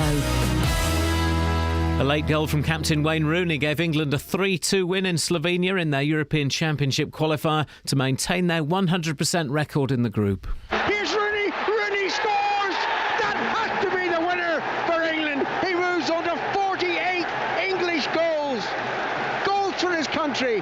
Only one behind Bobby Charlton now, and England are back in front. To be honest, it's not even in my mind during the game. It's I'm focusing on trying to score for the team, and certainly the last chance I felt was probably my clearest one. I had to concentrate and make sure I had the right connection, and give the keeper the eyes and sent him the wrong way. So delighted with the goal, and obviously more importantly it was the winning goal which got us the 3 points. Elsewhere, former Brentford boss and former Watford Academy manager Mark Warburton has signed a 3-year deal to become the new manager of Rangers. In motor racing, Bedfordshire driver Nick Tandy was part of the winning Porsche team in the Le Mans 24-hour race. Tandy from Pavenham joined Formula 1 driver Nico Hulkenberg and New Zealand's Earl Bamber for Porsche's first win at Le Mans since 1998. I want to do well so that I don't let those guys down, and I don't let our team down and our crew and you know, I hope that I can come across in a way that other guys think that of when they're working with me also, you know. And former Milton Keynes Red Bull F1 driver Mark Webber was in the Porsche team that finished second. And England's cricketers are 2-1 down in the 5-match one-day series after losing by 3 wickets to New Zealand at Southampton. England were all out for 302, with the tourists reaching 306 for 7 with an over to spare. BBC Three Counties News and Sport. The next full bulletin is at 8. Doof, doof, doof, ba, do, ba, doof, doof, doof, ba, do, ba, doof, doof, doof, ba, do, ba.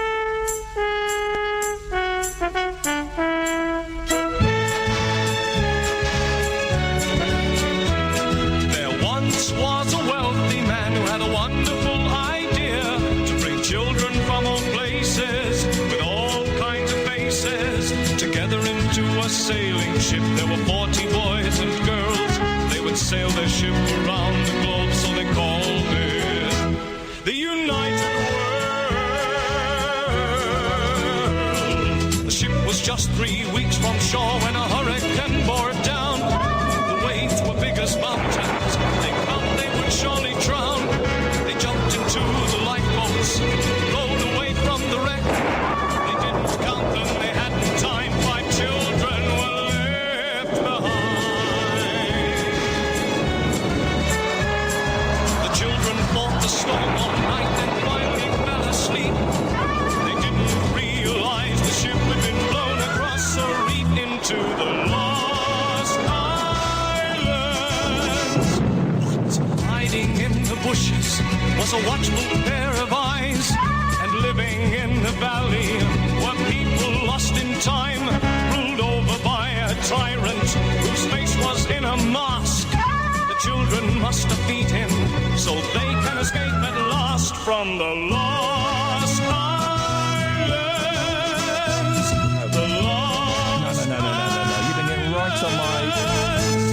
My doodah today.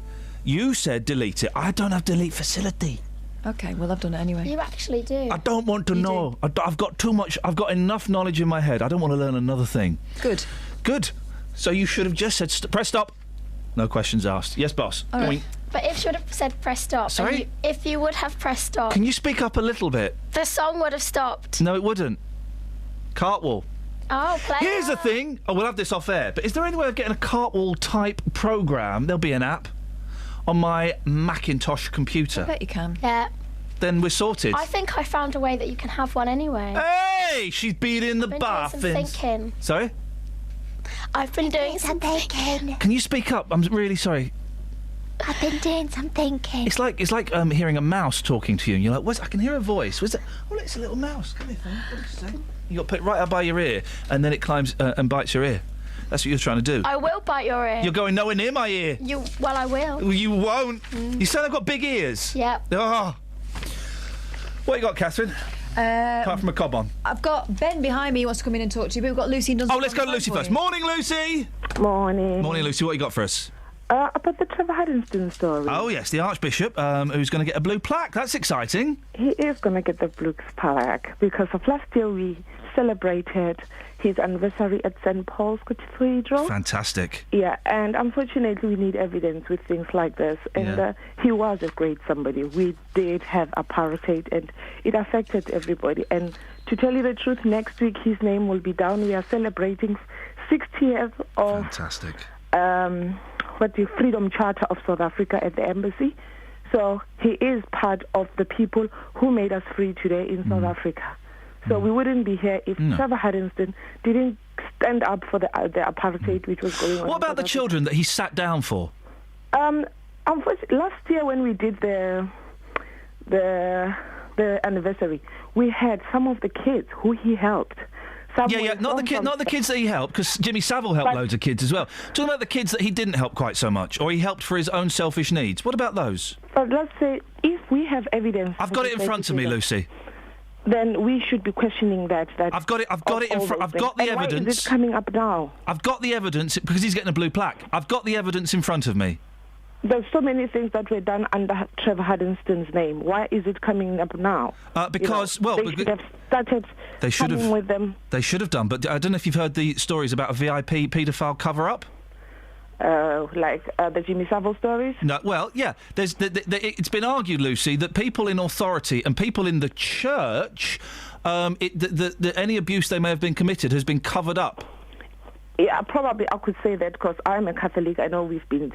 Well, then you'll know that that there've been loads of cover-ups in the Catholic Church. Church. I'm one of the people. I'm saying yes, he deserves to have a blue plaque, and if he has done wrong, what happens then? We deface the plaque. How many things are stood up when we find out that people have done bad things? I don't understand what that means. That means that if we remove the plaque, yes, it has to be done now before we need evidence, but how do we accuse people who are dead? Yeah, it's a tough one, isn't it? But still, we have to. So if you die, and you didn't get caught when you were alive, we should just leave it at that, should we? Unfortunately, probably yes, we should. Okay, in that case, died and I've done so many things wrong. Yeah. So you're happy with Lucy? Okay, so if that's the case, if you die and you haven't been found guilty, your crimes haven't surfaced, then you got away with it, yeah? Who's gonna get punished with them? Yeah. It's not about punishment necessarily, is it? But is it about the name that was up, like, let's say, Jimmy Savile, and now it's Jimmy Savile, then it's Trevor Huddleston, so we forget that he did that. And the people, unfortunately, abused those days, people couldn't come out then. Yeah, it's sad, isn't it? It's sad, isn't it, how abusers bully and shame and humiliate and terrify their victims to the point where they don't have the strength or the courage to speak out. Yeah, it's a shame. Yeah. So if it's even though these four lads did speak out in 1974, and no one would have listened to them. No one did listen to them, Lucy. Yeah, I'm so sorry because we didn't know the side of Trevor Huddleston. Some of us. I was born in 1976. Doesn't matter. I was born in 1973. I've heard of Jesus. So that whole thing of it happened before I was born, Gov. You're saying that let's just focus on this. You're saying that if somebody doesn't get caught or accused of their crimes when they're alive, when they die, we should just forget about it. But what about Jimmy Savile then? What we should forget about what Jimmy Savile did? Because he raised millions of pounds. He virtually built a hospital. That's the sad thing about these things. They prey on children, they prey on innocent people, and they do the good things on the other side. So does the bad outweigh the good?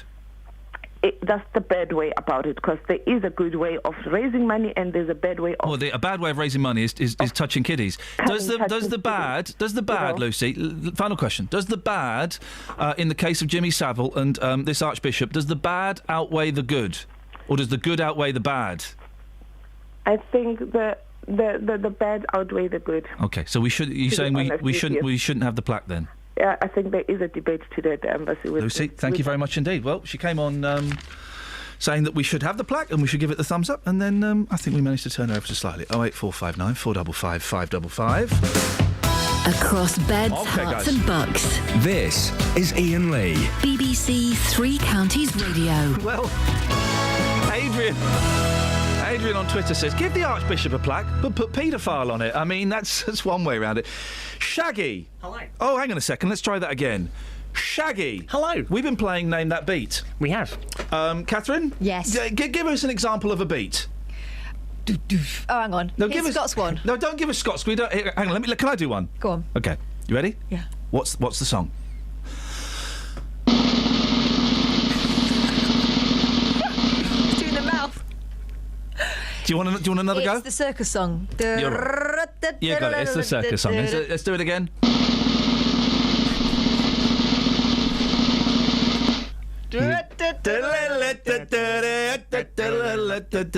Shags, we've asked you to take this fun game that the audience really are getting behind this morning. to... it wasn't Be My Baby, by the way.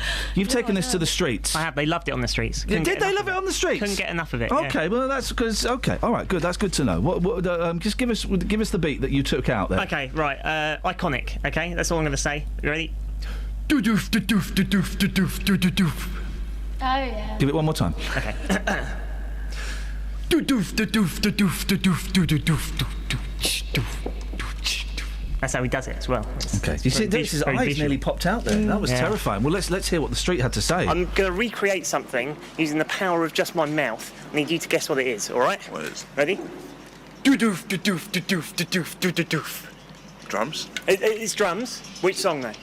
Give it to me one more time. Boo boo boo boo boo boo boo boo boo boo boo. No idea. Do. No? Music is an international language. Yeah, but I go Ready? work and... I'll walk with you. It's all right. So it goes... Do-doof, do-doof, do-doof, do-doof, do-doof. Iconic drum solo. I don't know what it was. Do-doof, do-doof, do-doof, do-doof, do-doof. Do-do-do-do-do. It's iconic drum. Do-doof, do-doof, do-doof, do-doof, do-doof. No idea. No idea? No. It was in an advert with a gorilla. Oh, by Genesis? Sort of, yeah. Phil Collins. I don't know. No. Is it not on your iPod? No. No? No. Fair enough. You look like you know your music. You look like you know your music. You listen to some in a minute. Can I put something to you? Boo-doof, boo-doof, boo-doof, boo-doof, doo-doo-doof. No, mate, no. Iconic drum solo? Oh, what's his name? I do know what you're talking about. Famous drummer? Yeah. What's his name? I know the song. I know the song you're talking about. That gorilla bloke. So the gorilla one, Yeah, it was that. That's the closest anyone's come so far, so I'll take it. Oh, cheers, mate. You have a good one. Do-doof, do-doof, do-doof, do-doof, do-doof. Exactly. Sounds a lot like EastEnders, though, as well, doesn't it? Is it Coming in the Air by Phil Collins? Yeah. That's the one, yeah. Huh? I can feel it coming the air tonight. Oh, Lord. Do it. Do-doof, do-doof, do-doof, do-doof, do-doof. I can feel it coming in the air tonight. Oh, Lord. Do it again. Right, let's see. They put me off. Go. Do-doof, do-doof, do-doof, do-doof, do-doof. I can feel it coming in the air tonight. Calming. Oh, look. Please shush. She's getting right on my wick today. Right. Take 4. Okay. Do-doof, do-doof, do-doof, do-doof, do-doof, do. I can feel it coming in the air tonight. Oh, Lord. And I've been thinking for this lonely all my life. Oh, Lord. If another day for you and me in paradise.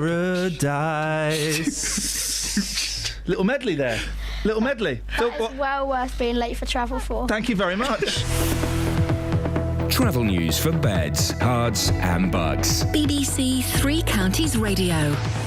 In Bedford on St Peter's Street, that's still closed between St Cuthbert Street and the High Street because of falling building pieces, and that's closed it, so that could cause delays around Bedford, but it's not looking too bad at the moment on the speed sensors. Looking at the motorways, on the M1 is slow southbound from junction 12 for Flitwick to 11 for Dunstable, but it's easing off northbound at junction 5 for the A41 at Watford, where there was a broken down vehicle on the exit slip road that's now been moved away. On the M25, it's busy anti-clockwise between junction 21A for the M1 South and 15 for the M4, and Virgin Trains East Coast have delays between Peterborough and Stevenage because of a signalling problem. It's also affecting Great Northern trains through Biggleswade. Samantha Bruff, BBC Three Counties Radio. Yes, Sammy.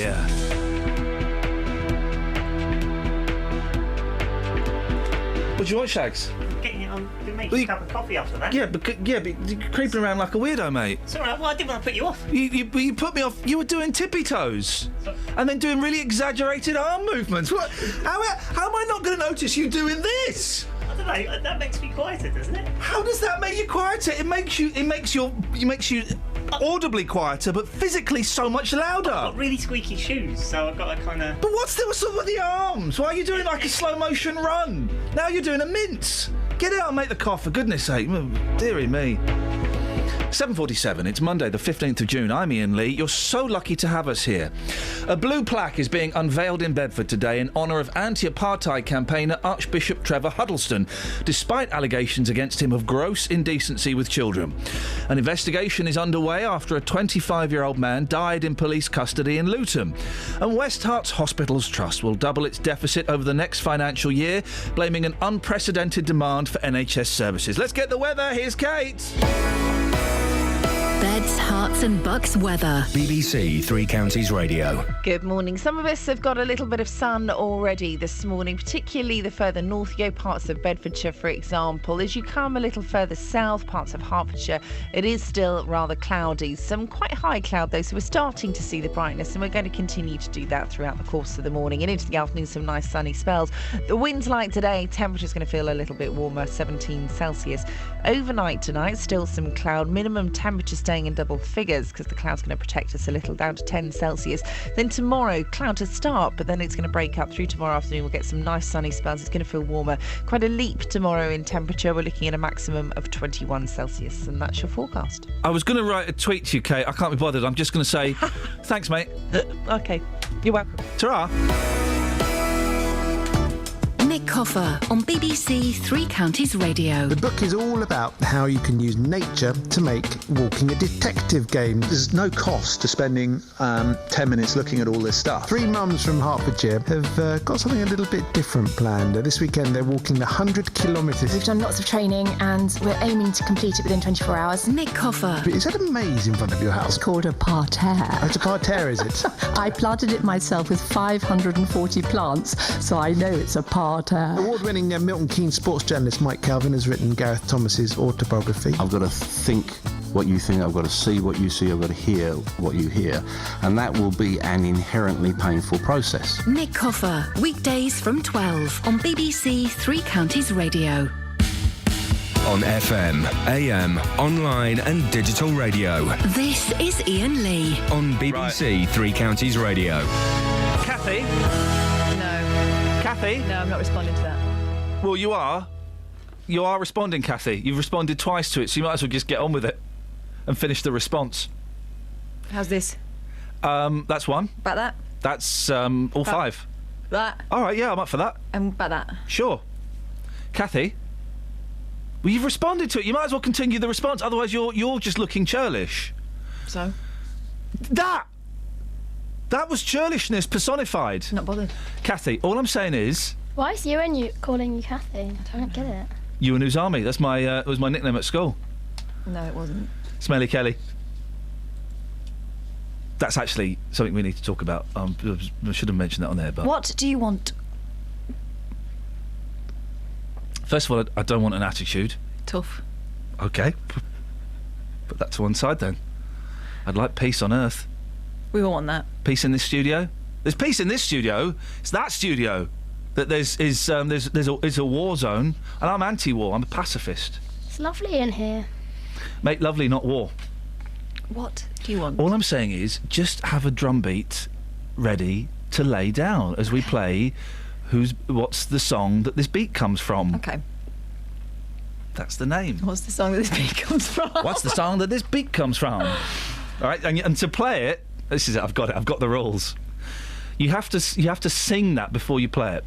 What's the song that this beat comes from? Then you go into the beat, okay? That's more of a white man rap, isn't it? What's the song that this beat comes from? Then you go into the beat, okay? All right? It's like I want to play a game, but less hideous. All right?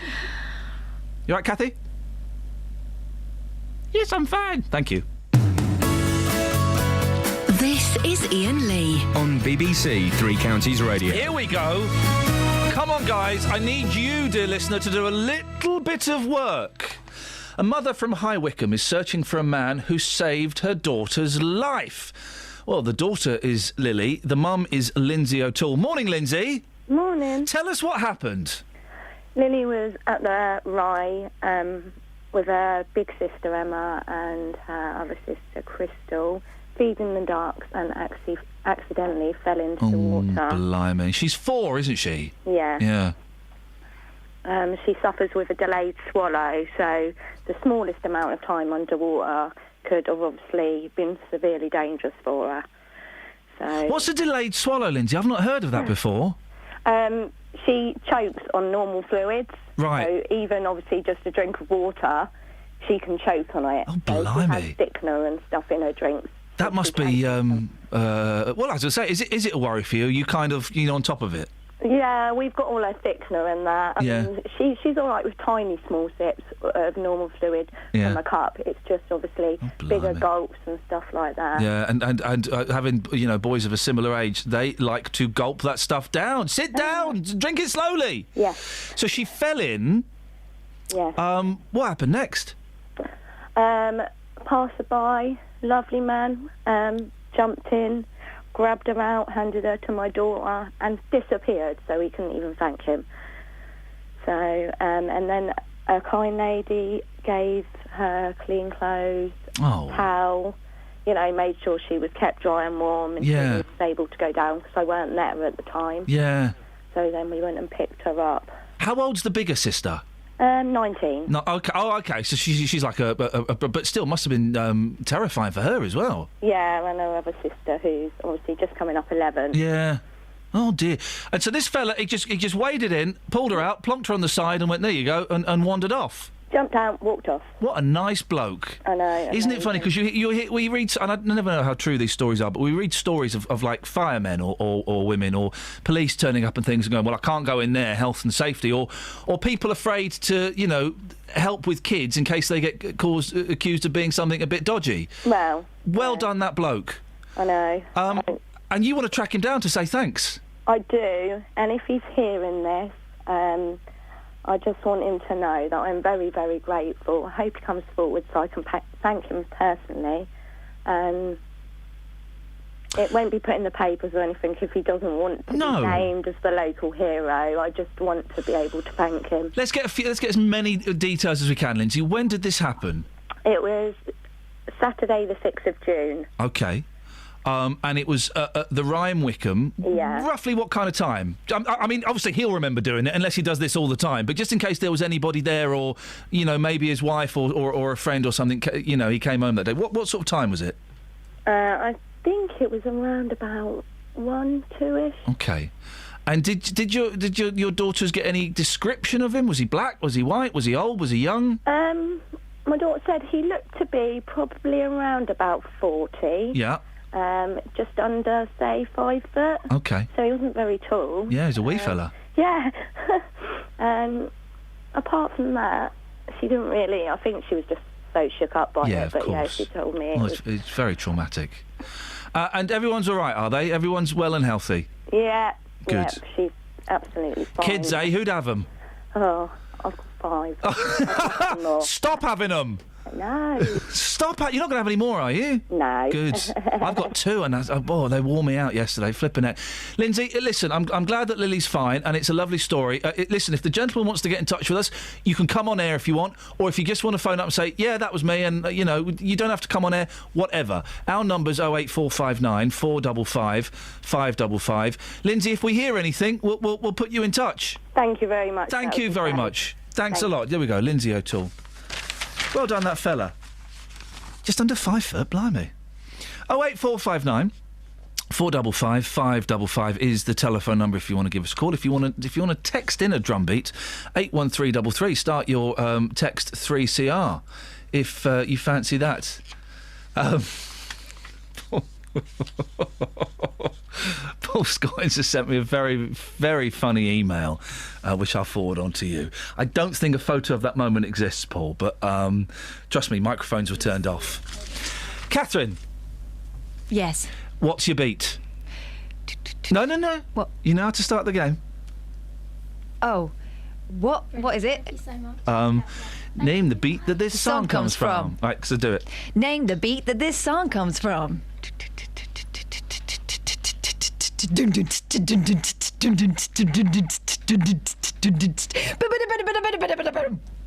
One second. Kelly, could you clip the bit where she makes a fool of herself singing what's the beat that this song comes from? Yeah, because that was wrong. Yeah. So just clip... Well, also, it was just brilliant. Why? I'm going to use it as my ringtone. And when I say ringtone, I mean... tone. Gosh. You want something a bit bigger? OK, do it again. No. Oh, come on! What's the beat that this song comes from? That's right. No, what's the song that this beat comes from? Do you know what? I prefer it that way round. That's now the official title. What's the beat that this song comes from? So sing it and then go into it.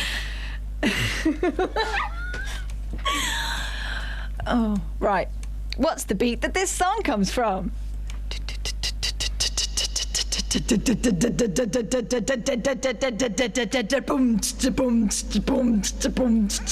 Fleetwood Mac, isn't it? Yeah. It is, isn't it? Oh, but what is the beat that song comes from? Go your own way. No. Oh. Starts out really quiet. The Chain. The Chain. I got one right, guys. Okay, I'll come up with one. Dear listener, I mean, you've really taken this on board. Yeah, thanks for that. Thanks for your patience on the phone lines. 08459 455 555. If you give us a ring now, we might just be able to squeeze you in. I think we've got one. We've got 12 lines free. We've got all the lines free. So you might be lucky. You might just manage to squeeze on, guys. Travel news for beds, cards and bugs. BBC Three Counties Radio. On the M40 away from London between the Swakeleys roundabout and the M25 there are lots of queues, and the M25 anti-clockwise is busy from junction 21 for the M1 to 16 for the M40. On the M1 southbound it's busy from junction 12 for Flitwick to 11 for Dunstable, and in Bedford on St Peter's Street that's still closed between St Cuthbert Street and the High Street because of falling masonry. In Stevenage on Hitchin Road it's looking slow on the speed sensors around Corey's Mill Lane, and on the trains Great Northern have delays through Biggleswade because of a signalling problem, and also Virgin Trains East Coast have delays between Peterborough and Stevenage. Samantha Bruff, BBC Three Counties Radio. Sammy, thank you so much. Name the beat that this song comes from.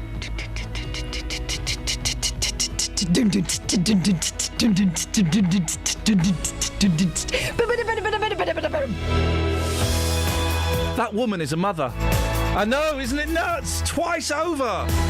Incredible. There's another hour of this to go, guys.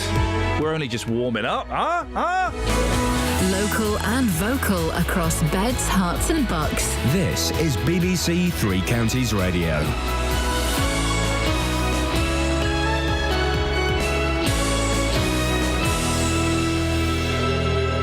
It's 8 o'clock. I'm Simon Oxley. The headlines: controversy over blue plaque in Bedford, investigation into Luton custody death, and Bedfordshire racing driver wins Le Mans. BBC Three Counties Radio. A blue plaque is being unveiled in Bedford today in honour of anti-apartheid campaigner Archbishop Trevor Huddleston. It's going ahead despite allegations against him of gross indecency with children in the 1970s.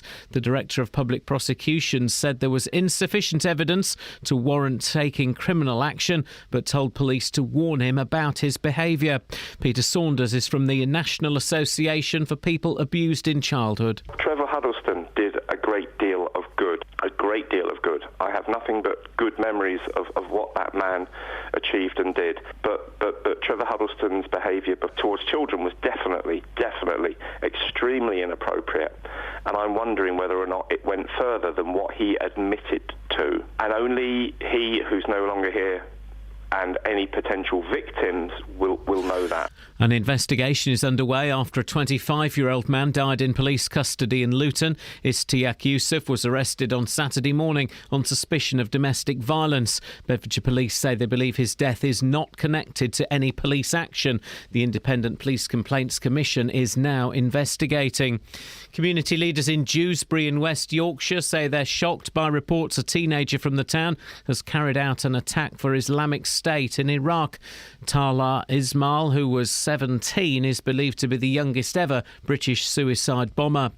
West Herts Hospitals Trust will double its deficit over the next financial year. The organisation, which runs Watford, St Albans and Hemel Hempstead hospitals, is predicted to post a loss of over £30 million in that time, blaming an unprecedented demand for NHS services. Dr Richard Taylor from the National Health Action Party says their research shows the public would be prepared to pay more tax to help. The NHS is so prized and so cherished by everybody that a little bit extra on tax to help it to afford the things that we have to fund wouldn't be too unwelcome. 5 Thames Valley police officers will find out today if they're guilty of gross misconduct. They're cherished by everybody that a little bit extra on tax to help it to afford the things that we have to.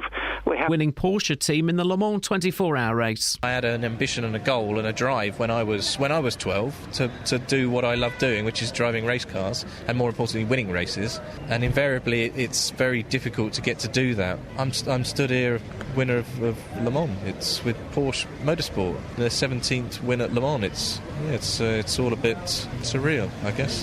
The weather, a cloudy start followed by sunny spells, a maximum temperature 17 degrees Celsius, and you can get the latest news and sport online at bbc.co.uk/3 counties. Name the beat that this song comes from. All of your songs sound like Yeah, We're Wow. They all sound the same. I think you can hear the influence of Betty Boo. I can hear the influence of American accents. Oh, man alive. Considering we've got a couple of pretty weighty stories and we're going to one in a bit, we're having a bit of a laugh today. If you've just tuned in, Andrea, who listens in America... Oh, sorry, Andrea. I just tuned in. What on earth am I listening to? Well, we've been talking about Mortified Nation, which is a brilliant documentary about a live show which they're bringing over here. We're going to keep following those guys because I think they're fascinating. Hey, listen, if you've got Netflix or you've got iTunes, treat yourself. An hour and a half, go and watch Mortified Nation. It's flipping brilliant. We're playing... Doof, doof, oh, no, doof, hang on. Ba, do, ba, doof, doof, doof, ba, do, ba, doof. Oh, sound like my mum. No, we're playing this. Name the beat that this song comes from. It's wrong, but I like it. We finally settled on a title. You phone up, you sing a drum beat, we've got to guess what the song is. It's as simple as that, guys. 08459 455 555. Across beds, hearts and bucks. This is BBC Three Counties Radio. You can text them in as well. Catherine. Yeah, Karen's done one. She says, I won't ring, I've got a sad occasion today. But I think the song Kathy's da-da-da-ing to is Tragedy by Steps. I'm sorry to laugh. I've never... I don't want to play Guess the Sad Occasion. I know. But I could probably guess. But thank you. Why is it more discreet to text it in than phone it in?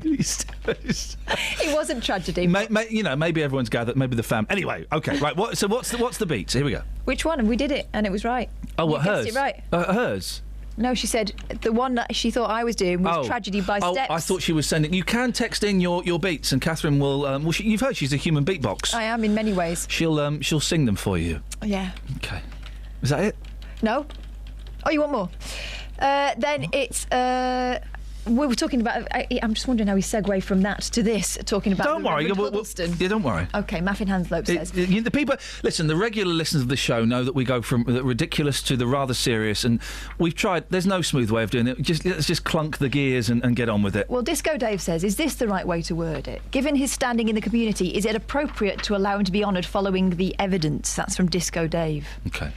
And this one from Maffin Hanslope, who doesn't mince his words. As Huddleston made his living as a man of the church, he should be shamed for his kiddie fiddling.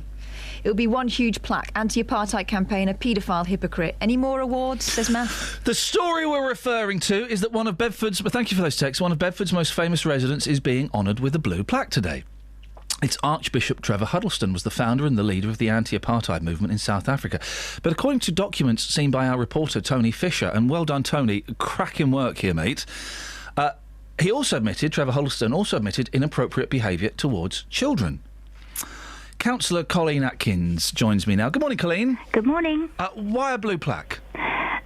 We have two blue plaques. We've got one for John Masurier and one for Trevor Huddleston, because both of them were born in Chaucer Road in Bedford. And the one today is for Trevor Huddleston because it coincides with his birthday. OK. So why do you think he deserves a blue plaque?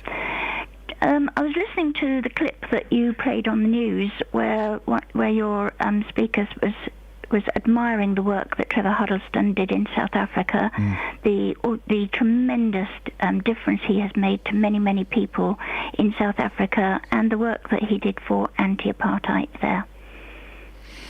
What about the accusations that he behaved inappropriately with young boys in the 70s?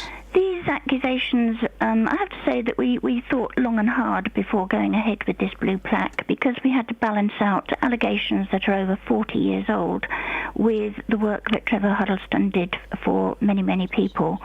This isn't new news. It's been around for a long time. And also I listened to the clip where the person that was speaking was saying, I wonder if, and a lot of this is about I wonder if. And Trevor Huddleston died in 1998 and isn't around to answer the I wonder if. So? I wouldn't want to be associated with anything that was that had been proven, but we've looked at this and want to honour the side of him that we definitely do know about for the wonderful work that he did. It could be argued, Colleen, you've not looked very hard. I think I have. Have you heard this quote then from Huddleston? It's all perfectly true. I've sat young boys on my lap, I've touched their bottoms and pinched them. Yep, that is part of the historic evidence. Yeah, you're happy with that? I would say that anybody who is well, let me say that if anything was... Are you happy with that? Hang on. If anything did come out that was completely Colleen, proven... Are you happy with that? That's a quote from him. Are you happy with that? It is a quote, but it's only part of a quote. I don't know if you've got the rest of the quote there, but it's part of a quote. It's all perfectly true. And he's talking about young boys when he's talking to a police officer. Yeah. It's all perfectly true. I've sat them on my lap, I've touched their bottoms and pinched them. But there's nothing indecent about that. It was purely a mark of affection.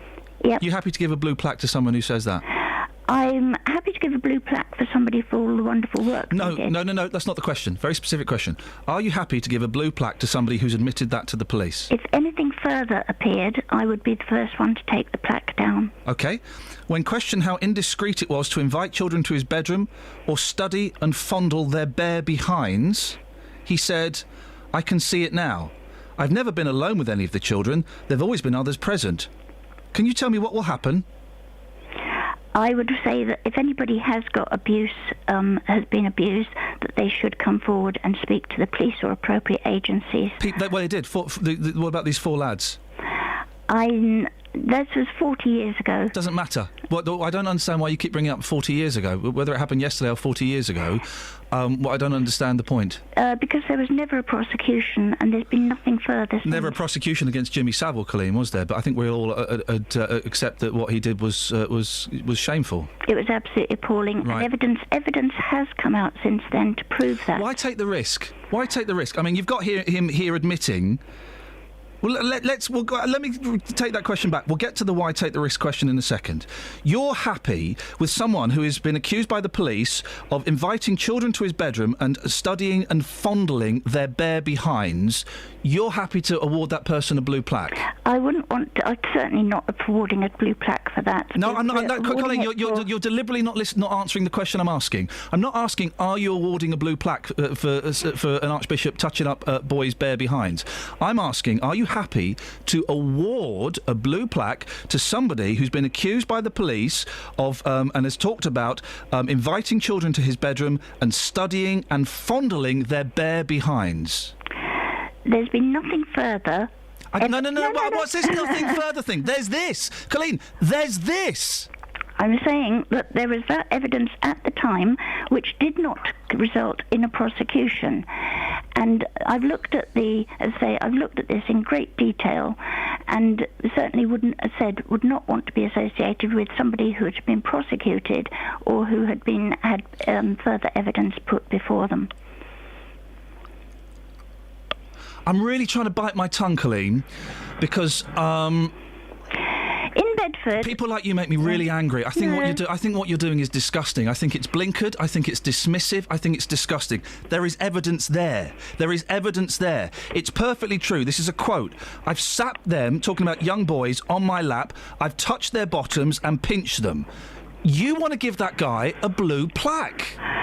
I certainly would never, ever want to be called disgusting about something. I'm calling you And disgusting, Colleen, because No. this is disgusting to award a blue plaque to someone like this. Okay, we've got the big bust in the centre of Bedford that was unveiled by Nelson Mandela. There's no controversy about that. And When was that unveiled? In 2000. Yeah, this hadn't come out then. Oh, it had. This actual evidence hadn't come out. The stories were there. This evidence hadn't come out. Yes, it had. That quote had come out, had it? It had, well, then yes. shame on you for allowing that to stay there. There's also been, in 2 years ago, there was a very big ceremony in St Martin's. But Colleen, that doesn't make that's fine. Why don't you make a stand? These things happen. Why don't you make a stand and say, "Oh, we're not going to"? So you knew all of this, and yet you're still unveiling a blue plaque. I'm really sorry, Colleen, but I'm getting really angry at your dismissive attitude to this. I'm not dismissive. Well, you are. You're going to unveil a blue plaque to this gentleman. And there have been other occasions when there have been other things put to him because of the tremendous work that he has done. Jimmy Savile was knighted. He did tremendous work. He also abused his position and abused kids. The Archbishop Trevor Huddleston may have been a tremendous man. I never met him. He may have done tremendous work. He did. But the evidence is he abused at least 4 young boys. And you want to award him a blue plaque. Why are you causing problems for yourself? I certainly don't want to cause problems for him, for me, or for anybody. And I would reiterate what others say, that if anybody is abused, that they should come forward and it should be investigated. Do you know how possibly. difficult it is to come forward if you've been abused, Colleen? I hope you don't, because for so many of these people, it's impossible. Because the 4 young lads did come forward, they were ignored. These people prey on vulnerability. They are bullies. They use shame. They use threats. They make the young person feel that they've done something wrong. Of course they're reluctant to come forward.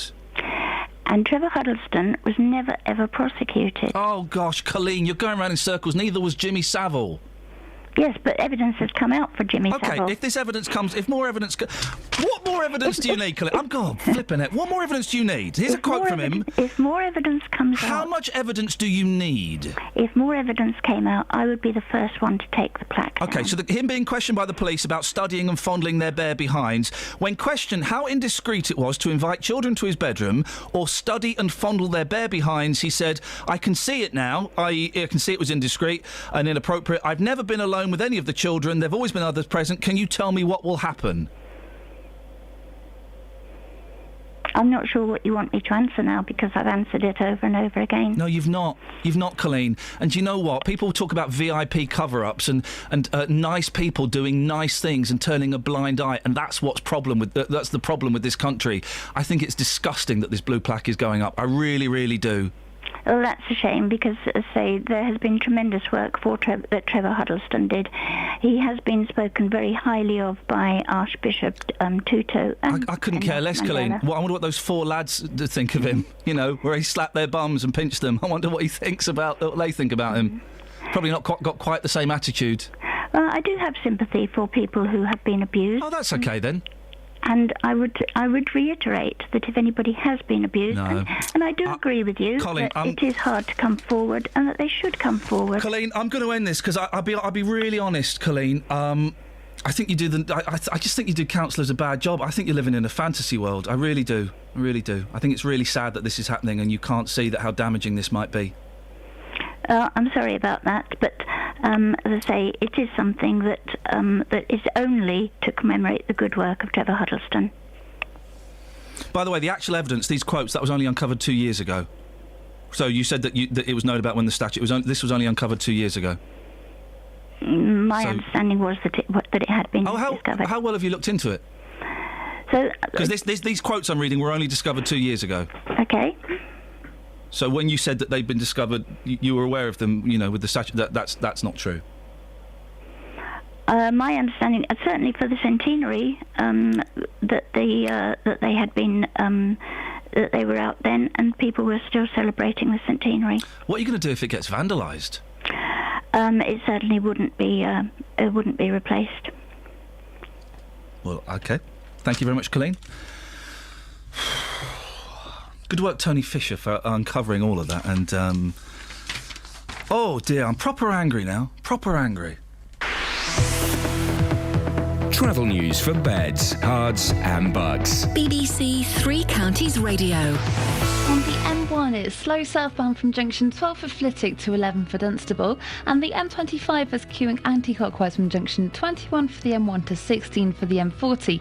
On the M40 itself, it's looking really busy from the Swakeleys roundabout towards the M25, and in High Wycombe on the A404, it's looking slow now on all the approaches to the Handy Cross roundabout at the M40. In Bedford, St Peter's Street is still closed between St Cuthbert Street and the High Street, and on the trains, Virgin Trains East Coast between Peterborough and Stevenage have delays because of a signalling problem. That's also affecting Great Northern trains through Biggleswade. Samantha Bruff, BBC Three Counties Radio. Thank you very much.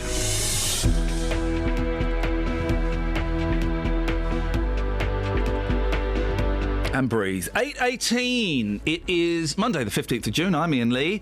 Get ready for a complaint, by the way, boss. Yeah, get ready for a complaint. I'm Iain Lee. These are your headlines on BBC Three Counties Radio. A blue plaque is being unveiled in Bedford today in honour of anti-apartheid campaigner Archbishop Trevor Huddleston, despite allegations against him of gross indecency with children. An investigation is underway after a 25-year-old man died in police custody in Luton. And West Herts Hospitals Trust will double its deficit over the next financial year, blaming an unprecedented demand for NHS services. BBC Three Counties Radio.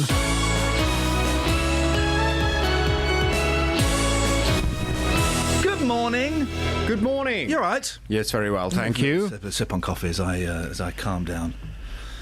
Yes, getting yourself worked up, aren't you? Put some of that in the pod, please. Light and shade, light and shade. Good morning. Good morning. Nice weekend. Very nice weekend, thank you. Yes, how about yours? You've not been out in the garden. You've lost that rosy glow that you had. It's been horrible weather. What are you talking about? Mate, it was nice weather. No, it wasn't. Yeah, well, it was wet. Rain. Nice. We're not going to sit in the garden in the rain, are you? Why not? It's horrible. I went for a brisk walk in the rain. Trying to walk more, lose a bit of weight, and it also focuses the mind. Right. So I'm going for a brisk walk. You should get a dog. I did think about it when I was out walking. I thought, this is a bit weird, just walking on my own, hat down, walking determined. I thought maybe I should get a dog. I thought, they poo everywhere, and I don't like them. Oh. And I saw. Here's the thing, the definition of lack of dignity. I saw an old woman. She might have served in the war. I don't know. Bending down to pick up a lump of dog faeces with a bag, and I thought, where is the dignity in that? I think she sounds like a very good dog owner. Oh, disgusting. Disgusting. I thought, I don't want that. I'm better than that. It's really not problematic, picking up dog poo. Oh, no, I'm better than that. I don't need to do that. In fact, look, hang on, you'll like this. You've not got one on you, have you? Well, look, I bought these poo bags, and look. Yours are labelled Harrods. Sniff that, sniff it. Oh, well, I don't want to sniff your poo. Smell my poo bag. Smell it. They're scented, fresh scented poo bags. Such a plum. You really, every day I speak to you, I just lose a little bit of the remaining respect I have for you. It's just scented poo bag. Is that for Tim? It's for He's not house trained. It's for any poo I need to pick up today. See, this is when you have a dog, you should have a poo bag in every pair of trousers, every coat. Well, when you've got kids, it's quite different. When I put my coat on today, I thought, what's this in my pocket? It was half a ham sandwich, so that's how we differ. What's on your show this morning? Coming up on the Big Phone In this morning from 9, I'm going to be asking, should we keep Rolf Harris in prison for longer for writing a song about his victims? I know you've been referring to this interesting story. Yeah, it is interesting, isn't it? Still on the front pages of some of the papers today, a lawyer representing victims of Rolf Harris has called for him to be kept in prison for longer for writing a song about his victims. The song, which was leaked to newspapers this weekend, contains lyrics which refer to his victims as slimy little woodworms. In another verse, Mr. Harris invites girls to come and join the feeding frenzy, presumably referring to the money his victims have received. Liz Dux from the law firm Slater & Gordon has told the BBC the fact Rolf Harris is joking about his crimes in this song shows that he's not apologetic and therefore he should be denied early release. Well, from 9 this morning, I want to hear your reaction to this. Do you think we should keep Rolf Harris in prison for longer for writing a song about his victims? He is now 85. I think he's eligible for release in 2017, potentially. Do we still feel that he will pose a risk to society? Do we still feel that prison will be the best place for him at that age? Or in many ways, you see, this is what I was thinking when I heard this lawyer saying, oh, well, now he's written this song, it shows he's not sorry, and we should keep him locked up for longer. Well, to be honest, wouldn't a greater punishment for Rolf Harris be to be released? I mean, can you imagine what his reception would be like, walking down a town centre high street now, going into a supermarket? Can you imagine? The people that once used to adore him and come up to him and say, oh, can I have your autograph, please, would probably try to get as far away as possible. And that, surely, for a man like him, would hurt him. You know, he'd still get a few handshakes and still, you know, we still love you, Rolf. What? Yeah, I did a phone-in at the other place, and there were people, primarily women sort of 60 and over, saying, oh, I still love him. Woman had a picture of Rolf Harris by her bed, and another woman phoned up and said, well, if he came out and did a show, I'd still go and see him. What? I think he's great. Yeah, it's weird.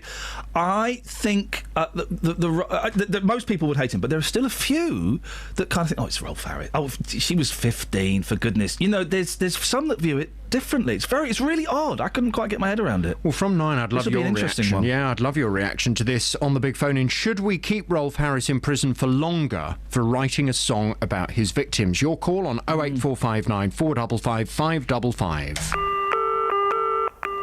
Tomorrow, our phone number is changing. Hello, thanks for calling BBC Three Counties Radio.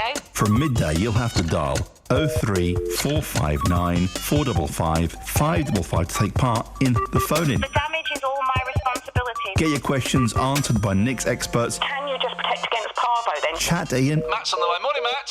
Hello. Oh, I miss this, Matt. Or to me. Hi, Roberto, you right? And in a lot of cases, 03 numbers are part of your inclusive calls on your mobile. So remember, from tomorrow, you need to dial 03459 455 555 to stay in touch with BBC Three Counties Radio. Name the beat that this song comes from. Good morning, Ribena Rosie. Hello. You've got a beat for us. Yeah. Okay, well then, I'm just going to play this and you're going to go straight into it. Here we go. Okay. Name the beat that this song comes from. I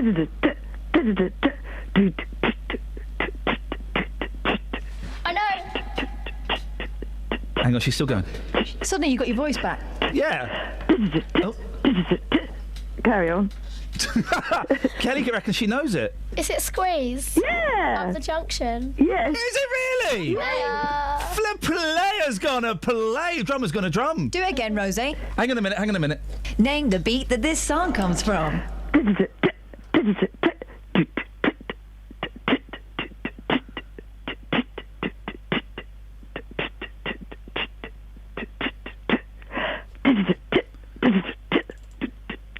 And so on. Oh, well, Kelly, well done. Have you ever won anything before? No. That's great. Rosie, thank you. Thank you. Ta-ta. 08459 455 555. If you want to play... Name the beat that this song comes from. It doesn't make sense, but I love it. Oh, I do wonder what our guests think when they're all queued up ready to go and we do nonsense like that. On to slightly more serious issues. West Herts Hospitals Trust will double its deficit over the next year.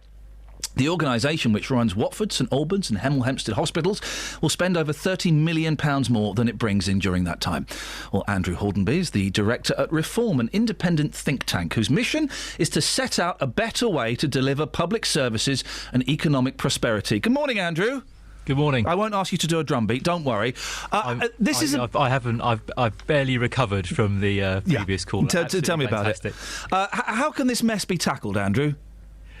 Well, it's not easy. If any of your listeners pick up The Guardian today, they'll see a number of NHS leaders asking the government to publish a list of all the hospitals in England which they think are basically bankrupt. I don't know about your local hospital if it would be on that list. But it is well understood that there are a lot of NHS institutions which are finding it incredibly hard to pay the bills and are going to have to change. And there are some deep reasons for that which are not going to go away.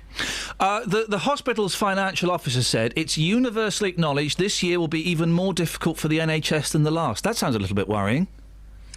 Yeah, I mean, the NHS has to make a big decision. At the moment, it's trying to do a lot in hospitals. I suspect a lot of people listening to this show, that they feel they have a problem. They're worried about something. They'll go to the GP. The GP will very often send them to a hospital. That's all very well, but hospitals are incredibly expensive, as well as being quite often inconvenient for people. But the point is they're very, very expensive. Honestly, I think it's going to be difficult for the NHS to keep paying for all the hospitals it has around the country. It should start investing in more facilities nearer to home, maybe kind of souped up GP surgeries, which actually would be more convenient for people and crucially would be cheaper. That's what I think. I also think that should have happened years ago. So the NHS does face a financial crunch right now. The suspicious amongst us might be thinking that the government might be kind of enjoying these overspends because then they can kind of step in and save the NHS and save these failing trusts by various different means of privatisation. Well, I don't believe that. I mean, this government is doing all it can to put money into the NHS. I mean, if you were a police officer listening to this, you would be thinking, hold on, my budget was cut by a quarter, incredible, in the last Parliament. The NHS budget wasn't cut at all. So there's no doubt the government's trying to provide money for the health service. And privatisation, well, in some places, some private companies will do a better job than traditional bits of the private sector. Not everywhere, but in some cases, that's all right. The real issue is, as a country, are we going to be happy for ministers and local leaders to say, do you know what, this traditional bit of the NHS that we're all very used to has had its day, and we're going to have to do something difficult, something different, and that will be difficult. But actually, I do think if we take that tough decision and invest in some new, cheaper infrastructure, I think actually we will find a better service as a result. Andrew, I really appreciate your time. Thank you very much indeed. And we haven't got time to get your drumbeat this morning, but thank you. It's Andrew Holdenby, Director at Reform. 08459 455 555. Travel news for beds, cards and bugs. BBC Three Counties Radio. Slow on the M1 northbound between junction 13 for Bedford and 14 for Milton Keynes. It's also busy on the M25 anti-clockwise between junction 21 for the M1 and 16 for the M40. And in Watford on Rickmansworth Road, that's very busy around the Town Hall roundabout at Beaton Grove. The A41 is slow southbound from the Hemel Hempstead turn-off towards the M25 at junction 20 for Kings Langley. And in Bedford on St Peter's Street, that's still closed between St Cuthbert Street and the High Street. On the trains, Virgin Trains East Coast have delays between Peterborough and Stevenage because of a signalling problem. That's also affecting Great Northern services through Biggleswade. Samantha Bruff, BBC Three Counties Radio. Across beds, hearts and bugs. This is BBC Three Counties Radio.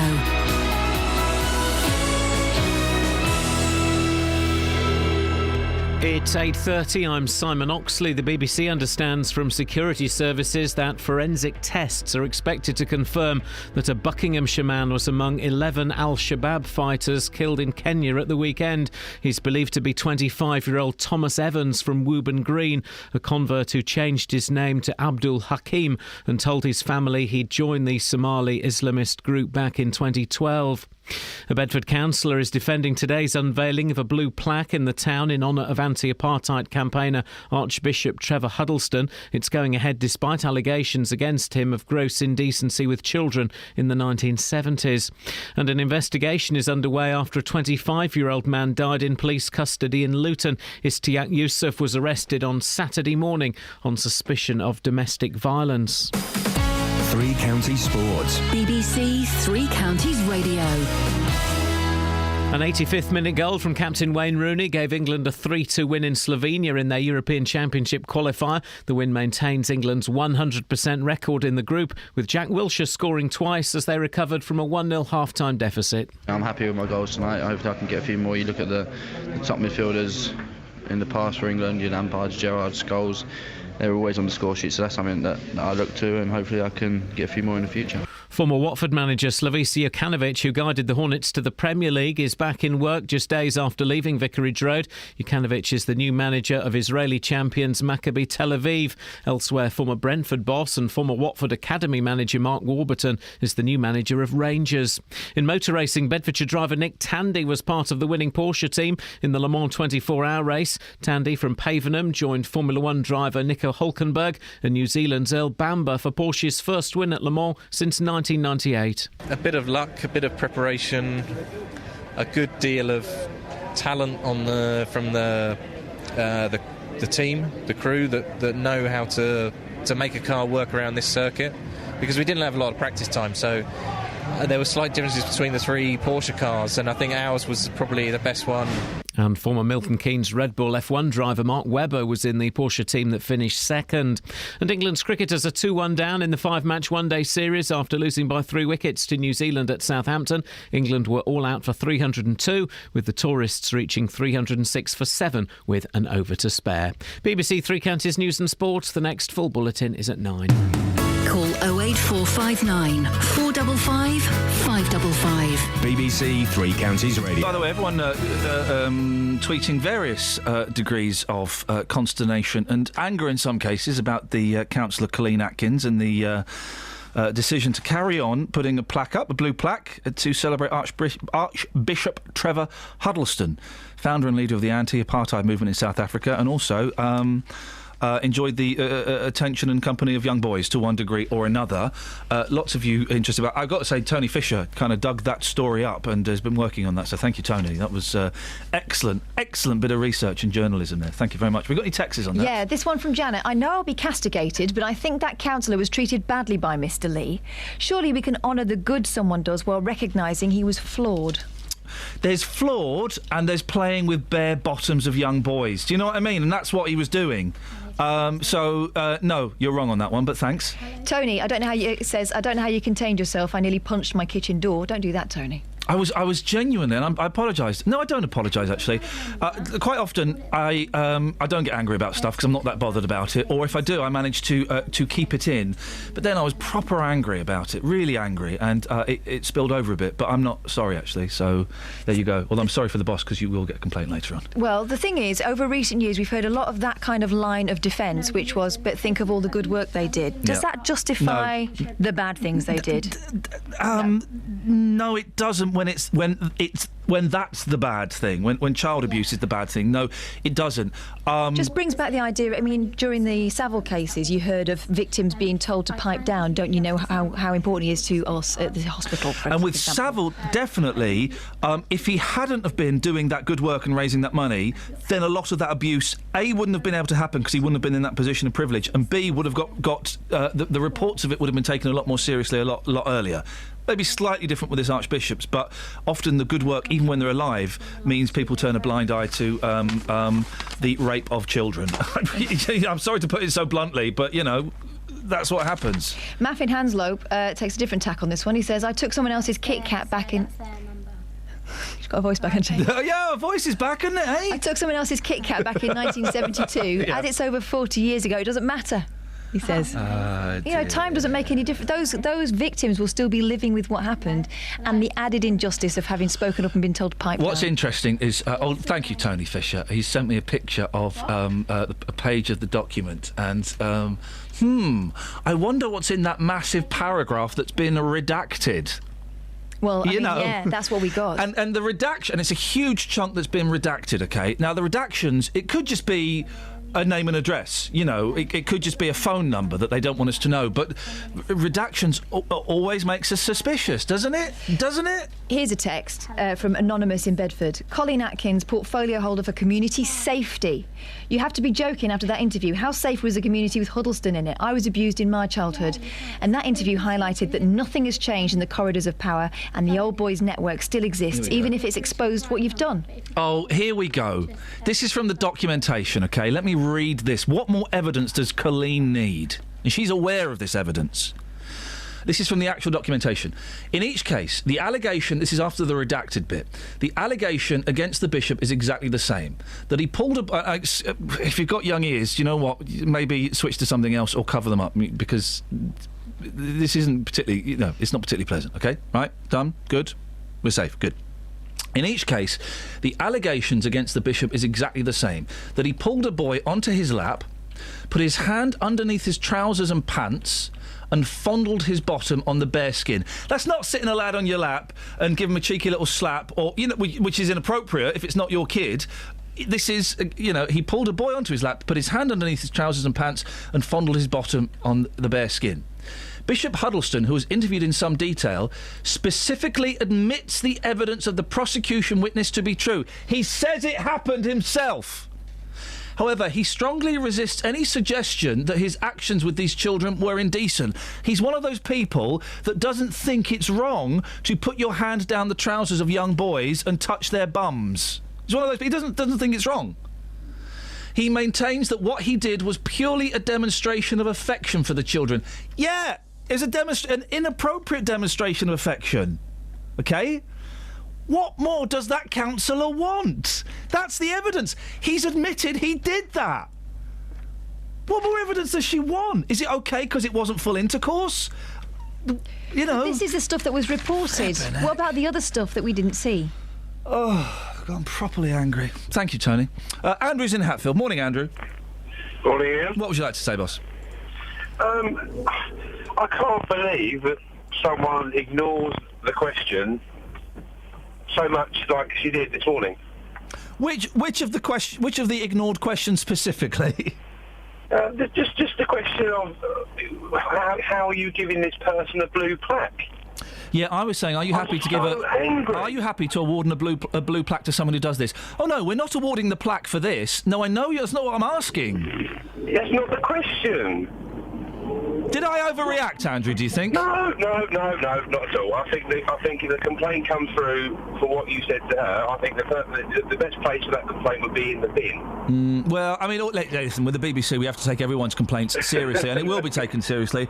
And I might get my wrist slapped, but I things like that, I think that woman makes me angry. And quite often councillors, MPs sometimes, but councillors are accused of not living in the real world. And I think... that is the perfect example. You know, it feels like a vanity project for the council. I think the approach that you took with the phone-in on the care home in Aylesbury about 3 weeks ago, was it 3-4 weeks ago? Oh, I don't remember what I did yesterday, Andrew. But yeah, there was a phone-in about a care home. About would you put your mum in that care home? Oh yeah. And the person said no. Oh yeah. So maybe the same approach should have been taken with that lady. That was someone from the council, from Bucks County Council. Yeah, Andrew, listen, thank you very much indeed. I'll tell you what's sad. One of the sad things, she mentioned that, I don't think it's today, but John Le Mesurier is also getting a plaque. Well, he's now somehow, you know, linked in with this. Forget the Archbishop. Support and celebrate and salute the John Le Mesurier. And I love saying his name. I don't even know if I'm saying it correctly. There are loads of kids... People used to call it John Le Measurer. Yeah, yeah, John Le Mesurier. Well, she called Nelson Mandela Trevor Nelson. There are people under the... Jutsi, by the way, we've got the wrong phone number. Can you call back, please, with your drumbeat? There are people under the age of 35 going, John Le Mesurier, who the hell is that? Well, that's only Hattie Jakes' husband and one of Britain's greatest comedy actors. But also... From Dad's Army. That's from Dad's Army, from all manner of things. Shared Hattie Jakes. He was so in love with Hattie Jakes, he shared Hattie Jakes. I can't think with who. It wasn't with Tony Hancock. No, It's Kelly calling. Who did he share? Was it not? You just speak to us on a Wasn't Spike Milligan? this morning. No, it wasn't Spike. It was another. It wasn't. Hang on. Who did? Be very careful. Yeah, it wasn't Eric Sykes. 0158272. He was married. Basically, John Le Mesurier was married to Hattie Jakes. And she was having an affair with someone, but he was so in love with her, he kind of put up with it. And I can't think who it was. It's a fascinating story. A brilliant actor. Just one of those actors that you don't notice. That's how good he is. You don't notice him.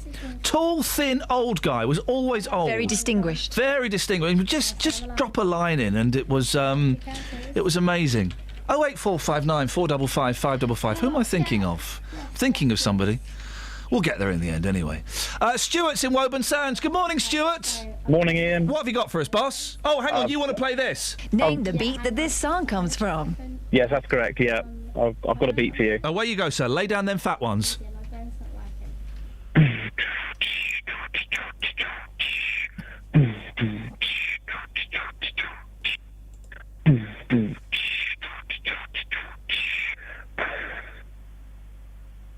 Flippin' heck. Catherine? Bye. I tell you what, we're going to have to do it again. Hang on. Name the beat that this song comes from.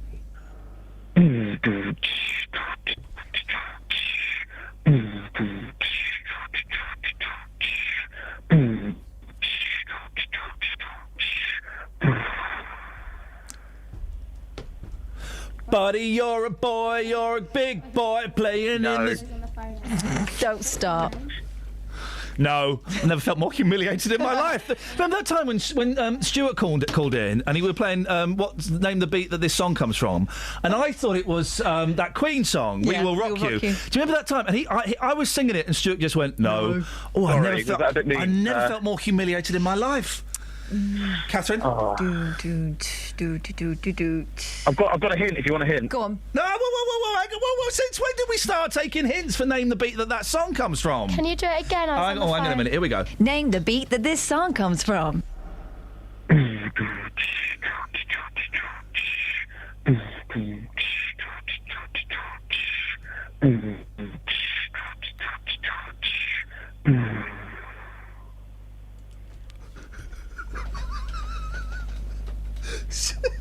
I'm laughing at the fact he's phoned in to do that. Thank you, Stuart. No, thank you. I love it. How old are you, Stuart? I'm 24. I love it. The grown. Have you got a job? I do. I'm outside work now. He's doing it outside work. Oh wow. You're not a beatboxer, are you? On tomorrow's show, by the way, guys, tomorrow's show, I want people to phone up while they're stood outside work, just before they're supposed to go in. I want to hear them going in a minute late. That's what we're doing tomorrow. Write it on the board. Okay. Oh yeah, we've got to take the board with us. Yes. Any idea, girls? It's a slow song. I've got that much. Oh, blimey. Is it Careless Whisper? Pardon? Careless Whisper. No, sorry. Hang on, someone's phoning in. Are they calling into... I tell you what, let me do... Stuart, stay there. 08459 455 555. You can text in your answers as well. 81333. Start your text 3CR. Name the beat that this song comes from. What was the beat? Travel news for beds, cards and bugs. BBC Three Counties Radio. On the M1, it's really slow southbound from junction 12 for Flitwick to 11 for Dunstable. The M40 has queues northbound from the Swakeleys roundabout towards the M25, and on the M25 itself, it's also really busy at junction 21 for the M1 around to junction 16 for the M40. On the Great Cambridge Road southbound in Cheshunt, it's slow between Church Lane and the M25 at junction 25 for Enfield. In Bedford on St Peter's Street, that's still closed between St Cuthbert Street and the High Street, but not looking too busy in and around Bedford so far this morning. And on the trains, Great Northern have delays through Biggleswade, and Virgin Trains East Coast have delays between Peterborough and Stevenage because of the signalling problem. Samantha Brough, BBC Three Counties Radio. Sammy, thank you. Stuart phoned in with a beat, but what's the beat that this song comes from? 08459 455 555. We're giving away £1 million to the first person to get it right. 8:45, it's Monday the 15th of June. I'm Iain Lee. These are your headlines on BBC Three Counties Radio. A Bedford councillor is defending today's unveiling of a blue plaque in the town in honour of anti-apartheid campaigner Archbishop Trevor Huddleston, despite allegations of gross indecency with children in the 1970s. The BBC understands that a Buckinghamshire man was among 11 al-Shabaab fighters killed in Kenya at the weekend. He's believed to be 25-year-old Thomas Evans from Woburn Green. And an investigation is underway after a 25-year-old man died in police custody in Luton. Let's get the weather. Here's Kate. Beds, Herts and Bucks weather. BBC Three Counties Radio. Good morning. Well, gradually things are starting to brighten up a little bit at least. So for parts of Bedfordshire, we've already got the sunshine. Sort of Buckinghamshire at the moment. Further west you go, but eventually we should get some nice high clouds, some brighter spells, and maybe even some sunny spells as we head through the day. The wind's fairly light. The temperature is likely to reach around 17, 18 Celsius later on today. Now overnight, still some cloud, but that's going to protect us. Most places staying in double figures at around 10 Celsius. A cloudy start to Tuesday, but that's going to break. We'll get some sunny spells, particularly tomorrow afternoon. The wind stays light as well, but it is going to feel that little bit warmer. Quite a leap in temperature actually tomorrow. We're looking at a maximum of 21 Celsius, and that's your forecast. I'm hoping Stuart goes straight into it. Name the beat that this song comes from.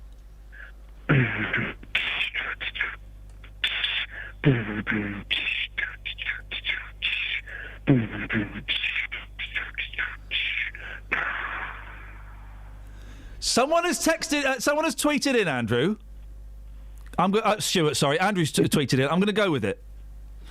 It's one. All right. It's one of two things. Right. Okay. Do it one more time. We're going to go straight into it. Name the beat that this song comes from.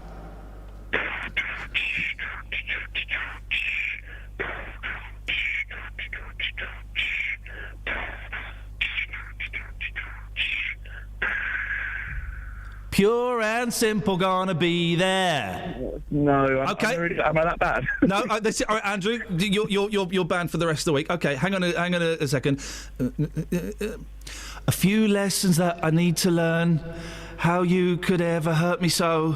Never even heard of that song. I don't know what that is. Oh, flipping heck, Stuart! This guy's an insane drumming genius. Kutsi, have you got any idea what his beat is? No, I ain't got a clue, mate. We're going to have, and let's tread carefully, we're going to have a beat off. Stuart, we've got yours, that's still happening, steady. Kutsi, you've got a beat for us as well, haven't you? Yeah. Hang on a second, here we go. Name the beat that this song comes from.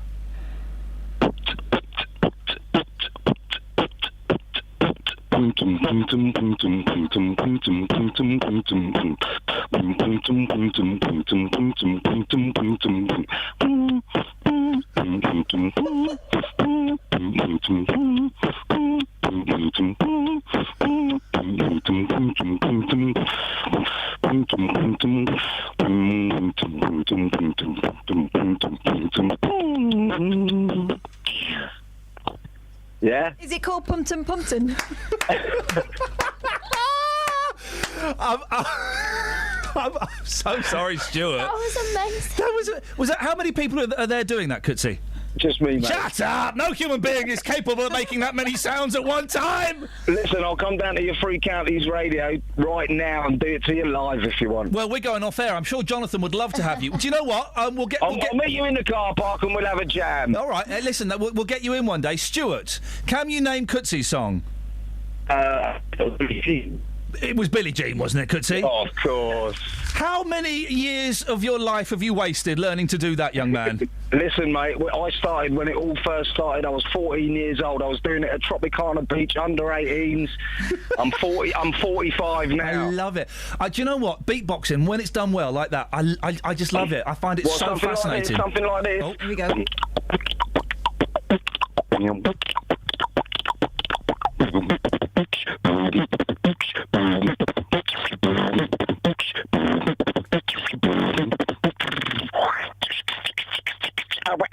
Iain Lee. Sounds like someone wants a battle. Right, here we go. Sorry, Stuart, stay with me. Hang on.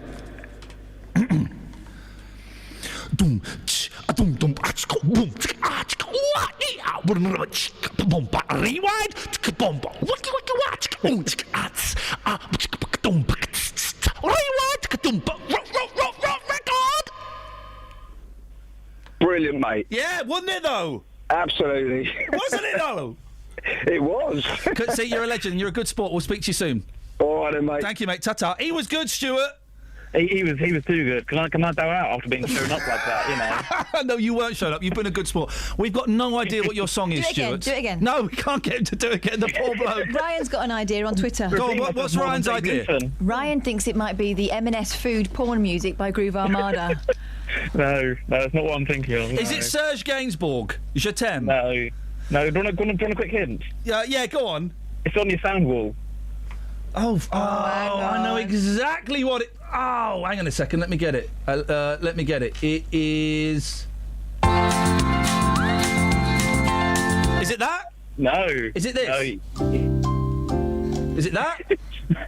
No, you don't normally play the whole... You don't normally play it through I the drum know bit. exactly what it is. Oh, hang on, I've lost all... The thing is, I've lost loads... Is it this? Hey, ladies! No. Oh, okay. Down the line. I wish. Okay, it's not that. Is it? Is it that? No. Is it? Is it that? No. Is it this? No. Hi there, nice to be with you. Happy you could stick around. Like to introduce Legs Larry Smith. Zilch, Mr. Doubleina, Mr. Bob Doubleina. I've got no idea, Stuart. Pardon? I've got no idea. It was Coldplay. Oh! Oh, you should have told us a sad story. You gotta fast forward to the drum bit though. He sings for a verse. Hang on a minute. About 1 minute in. Oh, I can't. Stuart called us Yeah. to help out with a phone-in. It was supposed to be a bit of fun. Iain tried. He tried his very best, but when he had his guess, Stuart just said no. So then I had to go.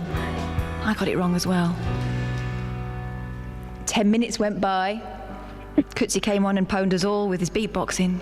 Well, I pwned Kutsi, to be honest. No, I don't think he did. I destroyed him. Anyway, and then we couldn't guess it, and Stuart just had to tell us. So sad. And Stuart's going to sing along when it comes in. Get ready, Stuart.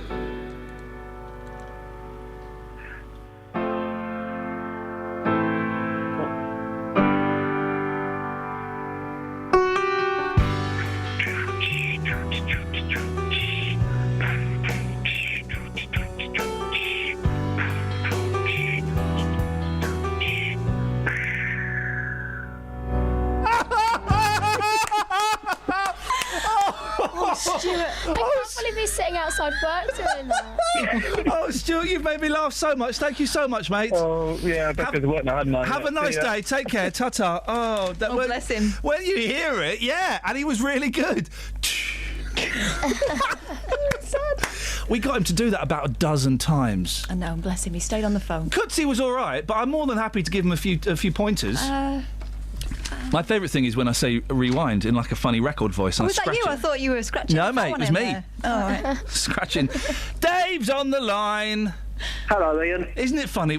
You know, we've gone from we're talking about an archbishop accused of horrible, horrible crimes to having a bloke called Stuart being late for work because he's doing the drum beat to Coldplay. I mean, it really is. We get paid for this nonsense. Dave, what have you got for us? Right, John LeMessurier, he was married to Hattie Jakes. Yes. They divorced because she had an affair and she went off with the other bloke. Ah, okay. But he took the blame for it, didn't he?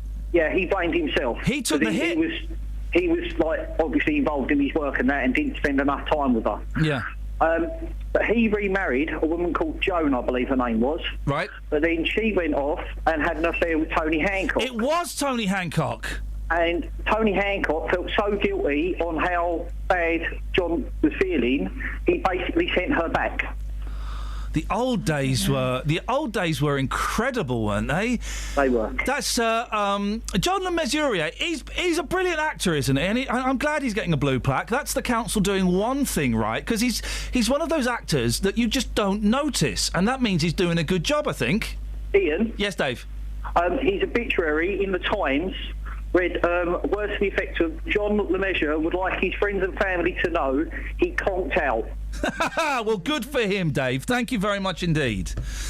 The olden days relationships splitting up were weird, right? No nasty divorces, no fights. When Eric Clapton took George Harrison's wife at the time, Patty, I think they were married, They just were round each other, round Eric Clapton's house, and they were all doing drugs and booze and rock and roll. And Eric Clapton and George Harrison had a guitar battle to see who would get to keep her. And Eric Clapton, of course, George Harrison, fine guitarist. Eric Clapton completely pwned him. He played like the guitar solo of his life.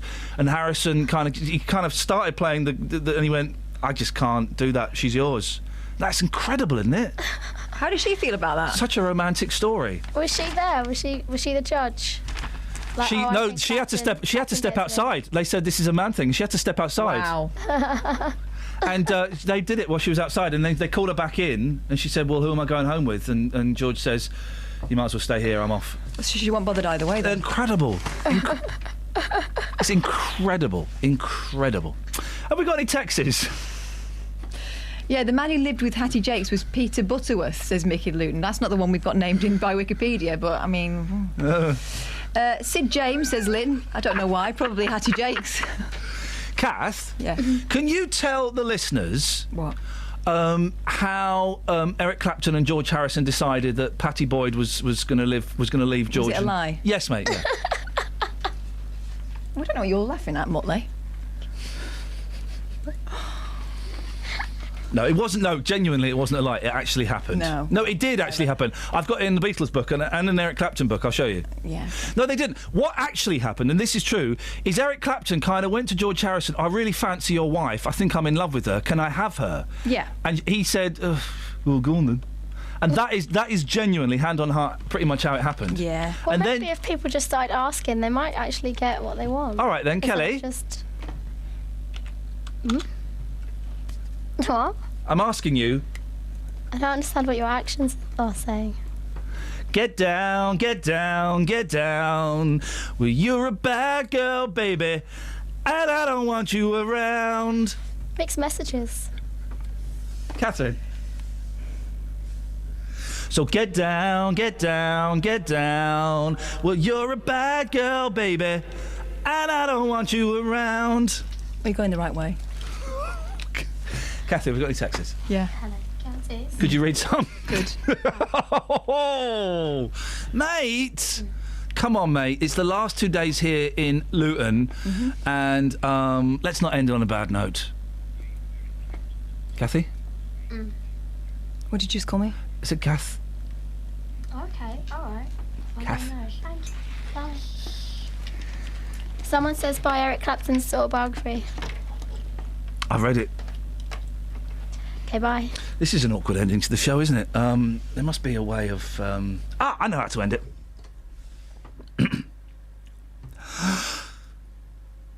Oh, no, hang on, I've got the button. Oh, hang on a second, let me do it. I can end it. It's just a bit awkward ending. We'll end it smooth, okay?